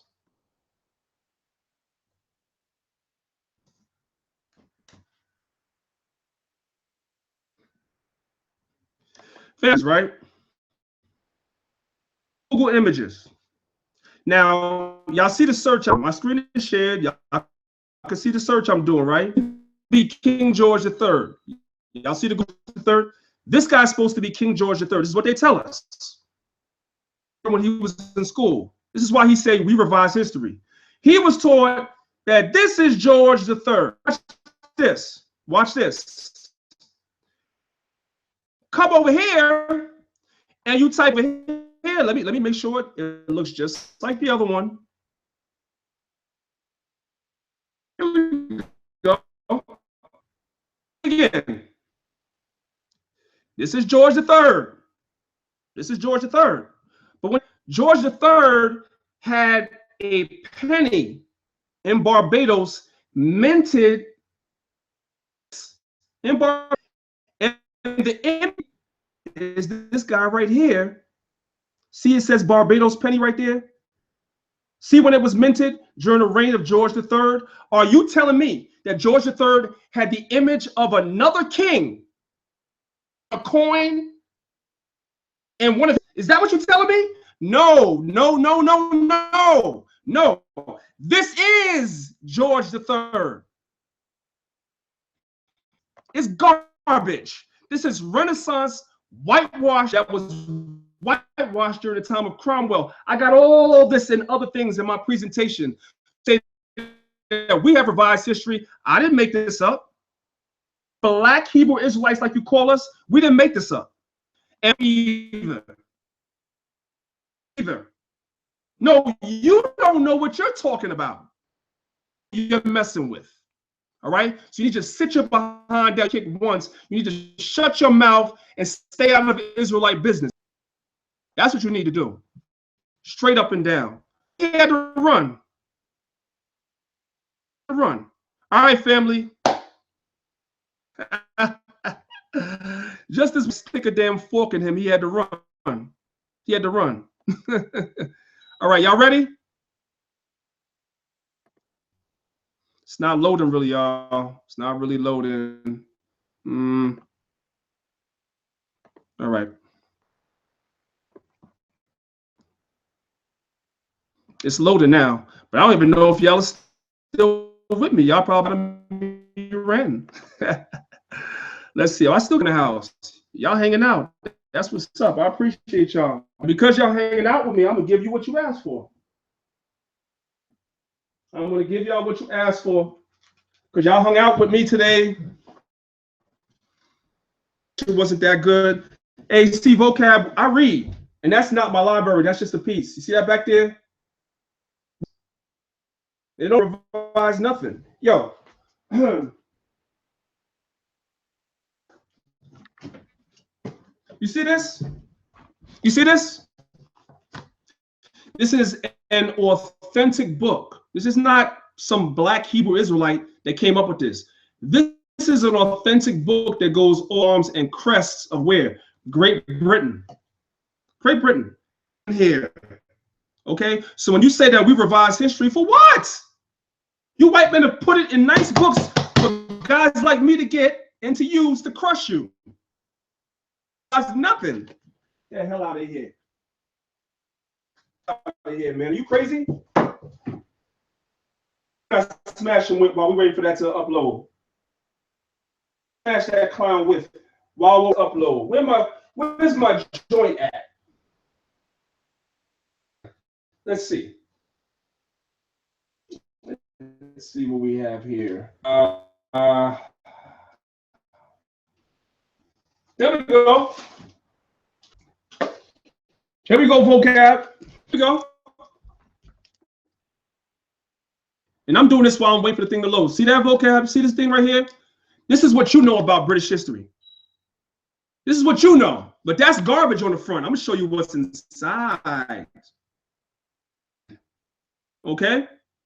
Alan Ramsey was the painter for George III and his wife, Queen Charlotte. Interesting. Very, very interesting. Let's see what we find hiding out in this book.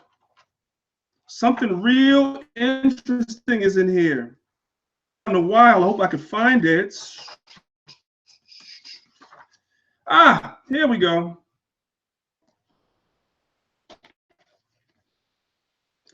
Hope y'all can see this. Right? This right here. You see this right here? That's supposed to be George III and his wife, Queen Charlotte Sophia. This is supposed to be Queen Charlotte right here. And bright and almost white. This is what they say. But when I turn the page, 2 pages over,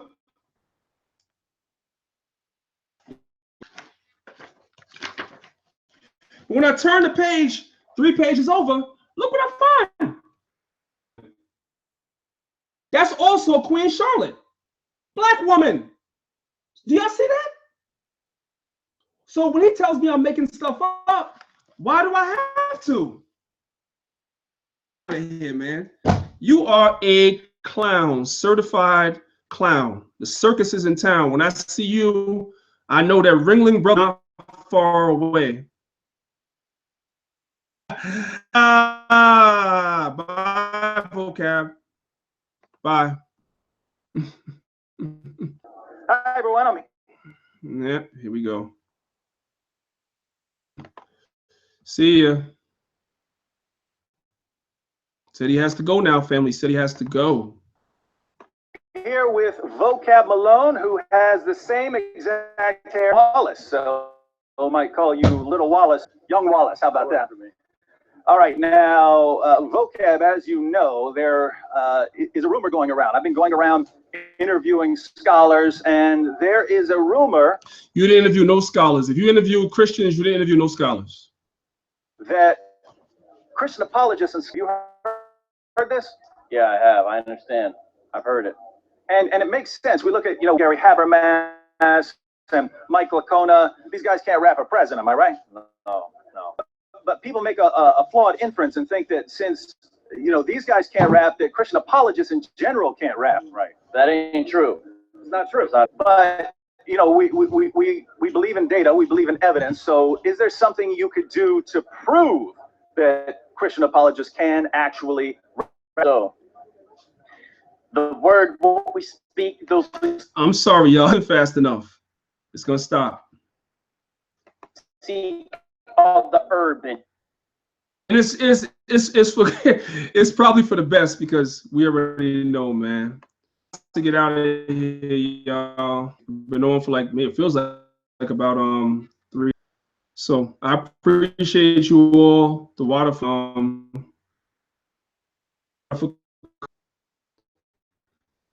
and speak a piece of pizza with the turban, preach on the street for. Okay. I better get a little.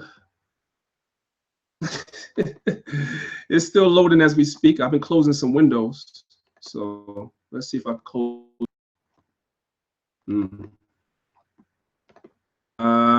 Okay, let's close that one. That's it. So here we go. You're just gonna get a little bit now. It's exclusive. Make sure y'all go buy the album. Actually, rap. I think the word what we speak. Those who seek of the urban, speak a piece of peace, seek with the ton of street. Yeah, all for the best, y'all.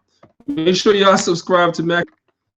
I appreciate y'all for coming on. I apologize if the connection wasn't that great. We just wanted to come on and have a good time with the family today. The Israelites, they're impressed. Their feelings are hurt, so they're trying to Saturday, already moved on, better things to do. Me personally, if it's not Creflo Dollar or TD Jakes, what's his clown in Harlem, Pastor Manning, large congregations and large following, scholarship, and on people haven't studied the things that I study, they're just here to make mockery and say stupid stuff. Us off. We know. All right.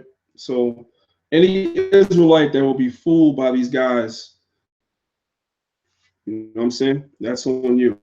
I'm gonna waste my time with a lot of that stuff. You know what I'm saying? We have bigger and better things to do.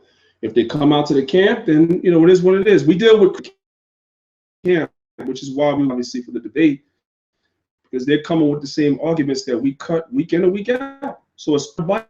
Once you start riding, you never forget how to ride the bike. It was nothing, but at least the Christians that come to the camp outside, sincere, they have a real sincerity. Some of them, they're looking for truth. Some of them are still rebellious. Yes, I know, but they have a real sincerity, to learn the truth. So, that's what we're concerned with. We're not really concerned with. This other stuff is what I could call props. This is like all props. A lot of these guys are just props. And the reason why Hashar and I did that debate, because, for a lot of Israelites, in their faith. Because sometimes, you see these guys talking and they're making all these grandiose statements about what we can't prove and what we can't teach. And they're sitting around on a radio show mocking us like we don't have any information. They know that that's not true. Down and watch my videos, especially my PowerPoints that I've done on all these subjects, they wouldn't be saying dumb shit like that. But they take for granted that the average Christian will never sit down and watch the information. So they just say dumb stuff. So, we as Israelites, we understand that that's their job. That if they could sift 6 of us, then they feel like they've made an accomplishment. But there'll never be an influx of Israelites into the Christian church the way there has been the outings into the Israelite movement. It'll never be the same. It'll never match. Is out the bag. The Bible is the book of the Israelites. Start that discontinued from their heritage and began following of the Gentiles and the other nations, and through generations and generations of being interspersed amongst these other nations themselves after the names of these other nations. We understand behind all of that. Let me show y'all something else real quick. Real quick. If I can find it. If I can't find it, then I'm not even gonna. I just want to show y'all some impromptu. Y'all, I wasn't prepared for this, so find it. Let me see real quick.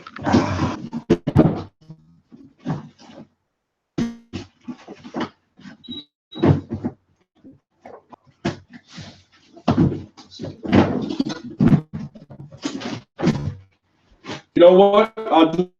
I'll do y'all one step better. Y'all's book, and then I'm going to I'm gonna end this live stream, but I'm gonna share my screen. I'm gonna show you guys this book. I have it, but because I didn't get a chance to we just, we go in the spirit.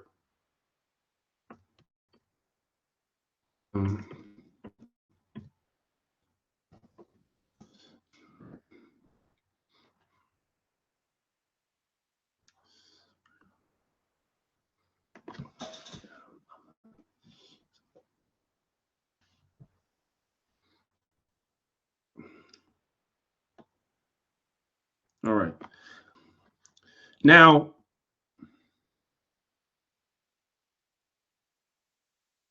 my screen real quick.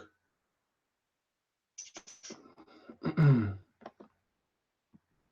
I want to say vocab said, and I'm talking to y'all now, I'm not even addressing him, is that we, the ones of us that come from One West, we teach something called British Israelism. We do not teach that.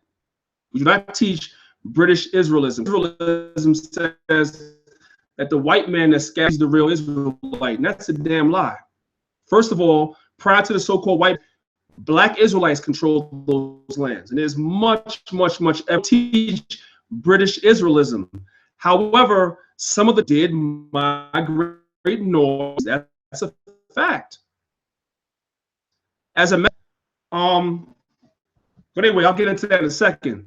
Some of the Israelite tribes did migrate up into those lands, and you can see it in the names of the people and tracing the names and the customs back, and you can see some parallels. But there is some truths. One of the reasons why I like this book especially is because even though this guy teaches British Israelism, he takes it all the way back then, how some of the Israelites taking on different names outside of Israel. Names. So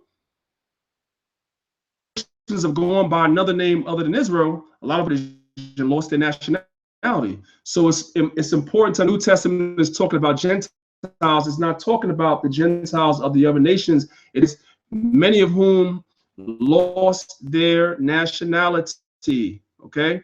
Let me stop sharing my screen and come back to y'all real quick. Let me see something. Now I'm just winging it. On a good time. Let's see. No, it will be over here if I have it.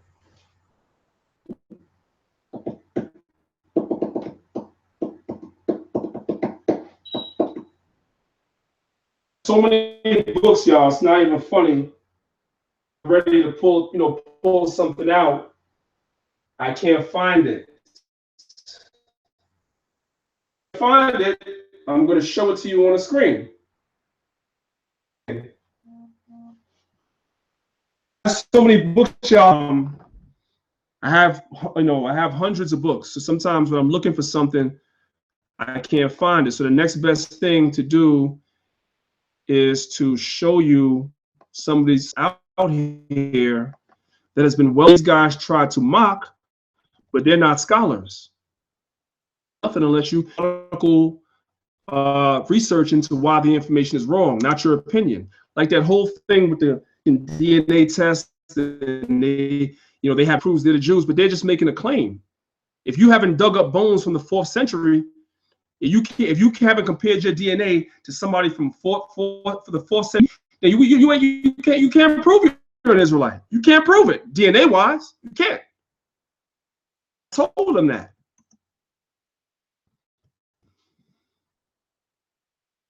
I do a lot of reading, and even though I do a lot of reading, I don't necessarily endorse everything that's in somebody's book. In reading, you'll find a lot of historical things that you can use to, make certain points.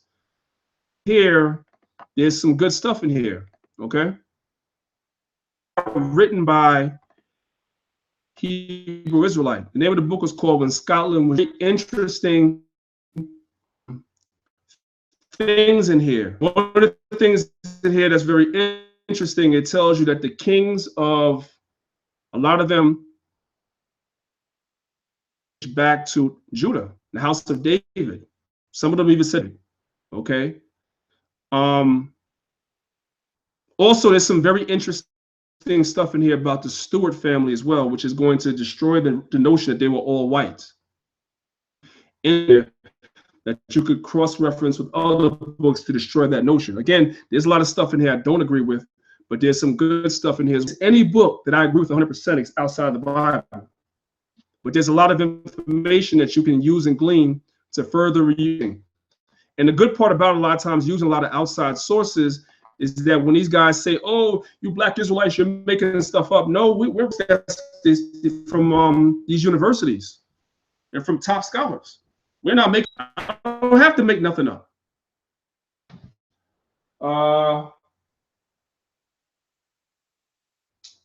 Damn, I really want. There was something in there.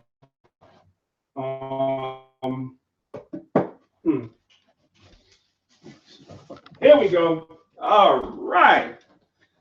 I had it. I always be talking. I have it. Now, I don't know if you're going to be able to see this on the screen, but I want to show y'all when this guy says we make this stuff up, I'm like, you haven't sat kind of really studied what it is we teach. Out that's they're trying to hide. I'm not making. I don't have to make it at all. So let me share something with y'all. Give me. See if I can find it. It's been a while since book. Yeah. Here we go. Here.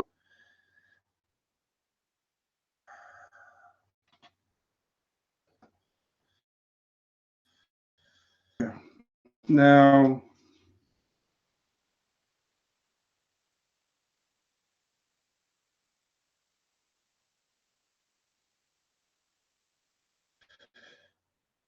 Here we go. I don't know if you guys are going to be able to see what's on the screen, but I'm going to attempt to. So the name of this book is called When Scotland. It says DNA evidence, archaeological, and public and family records show 12th century Semitic roots by Elizabeth Caldwell Hirschman and Donald N. Yates. And I can assure you, these people are not Black Hebrew Israelites, because these guys, like I keep saying, stressing that, because their narrative is to try to be. It's just us. We're making this stuff up. But then we come out with books, scholars are saying this stuff.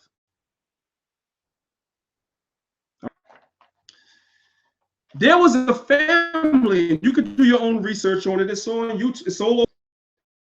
There was a family known as the Douglas family. They were called the Black Douglases. Why were they called the Black Douglases? And there's many that verify that. Well, this author goes into that. You why that's important. See, when you sit on a radio show and make fun of us that we don't know what we're talking about, while you laughing at us, laughing at you. Watch this. Now I'm gonna have to do this in a way where I can read it while I'm showing it to y'all on the screen, right? But y'all gonna be able to see that. I can see the writing. Probably not. Probably not. Well, y'all can actually see blurry. Very blurry. Y'all can't see it. Anyway, I'm gonna if our Christian apologist thinks I'm lying, then why don't he go out and buy the book and say that what I'm reading is not in here? All right. I'm gonna read it to you, and I'm really gonna end this. On page 59 of this book called When Scotland Was Jewish. All right. So our esteemed Christian apologists laugh at us when we say no, Scotland were ruled by black people. They said that that was the big joke, right? Well, let's see what these white authors say when they did their research. Family of Scotland. This is page 59 of the book When Scotland Was Jewish. It says, Scott's family, talking about the Douglases, first appeared around 1300 and settled on the Scottish border. One standard reference book observes were of Scotland's most, or one of Scotland's most powerful families. Remarkable remain obscure a little bit. The name Douglas means dark stranger. Stranger in Gaelic, and may have originated from the families. Black Douglases, so named for their dark coloring, were the dominant border between England and Scotland from 1300 to 1455, and family portraits ancestral of me. All right, so they were dark skinned. Why is that important? This is page 59 of the book When Scotland Was Jewish. Let's to page 61. Let's read what we find here at the bottom. In this genealogy, frequent marriages with the royal Stuart family itself as being of Jewish, and read that again. Notable in this genealogy are the relatively frequent is with the royal Stuart family. Who was the Stuart family? King James comes, Henry Lord Stuart Donnelly. Then you have him. Then you have his son Charles. You have James the First going all the way down. Charles the Second, James the Second, James the Third. Blah blah blah blah blah. So this author is saying, at the very least, let's just say that your argument was true. Family was white people. They were intermarrying with a black family on page 61 of this book. And you're not in a position to say that these scholars are wrong because you didn't do the research. Tell me I'm making stuff up. You Christian apologists are clowns. That's all I could say. I don't have to make anything up. Okay. Anyway, family, that's it. Peace to Israel. Again, make sure y'all subscribe to Maccabeestv. Y'all see how we do. I'm gonna be right something new. I'm trying to get some Patrick Delves on here. I have some video of us down in Grenada with the doctor. Also, some videos of us down in. I really wanted to share with you, brothers and sisters, but because the connection is not great, I can't. But definitely look out for that. We're gonna continue doing, and no one can stop this truth. All right. I appreciate y'all. Thank y'all for the support y'all give me. I'm trying, Israel. I ain't perfect, but I'm trying, man. I want to be God's will. I want to be one of the elect. I want to make it out of here. So the scriptures say, man, you got to make your calling and election sure. So I'm trying by teaching as much and as often as I can. So I say shalom to y'all. again in the next live stream or the next broadcast I have. Shalom.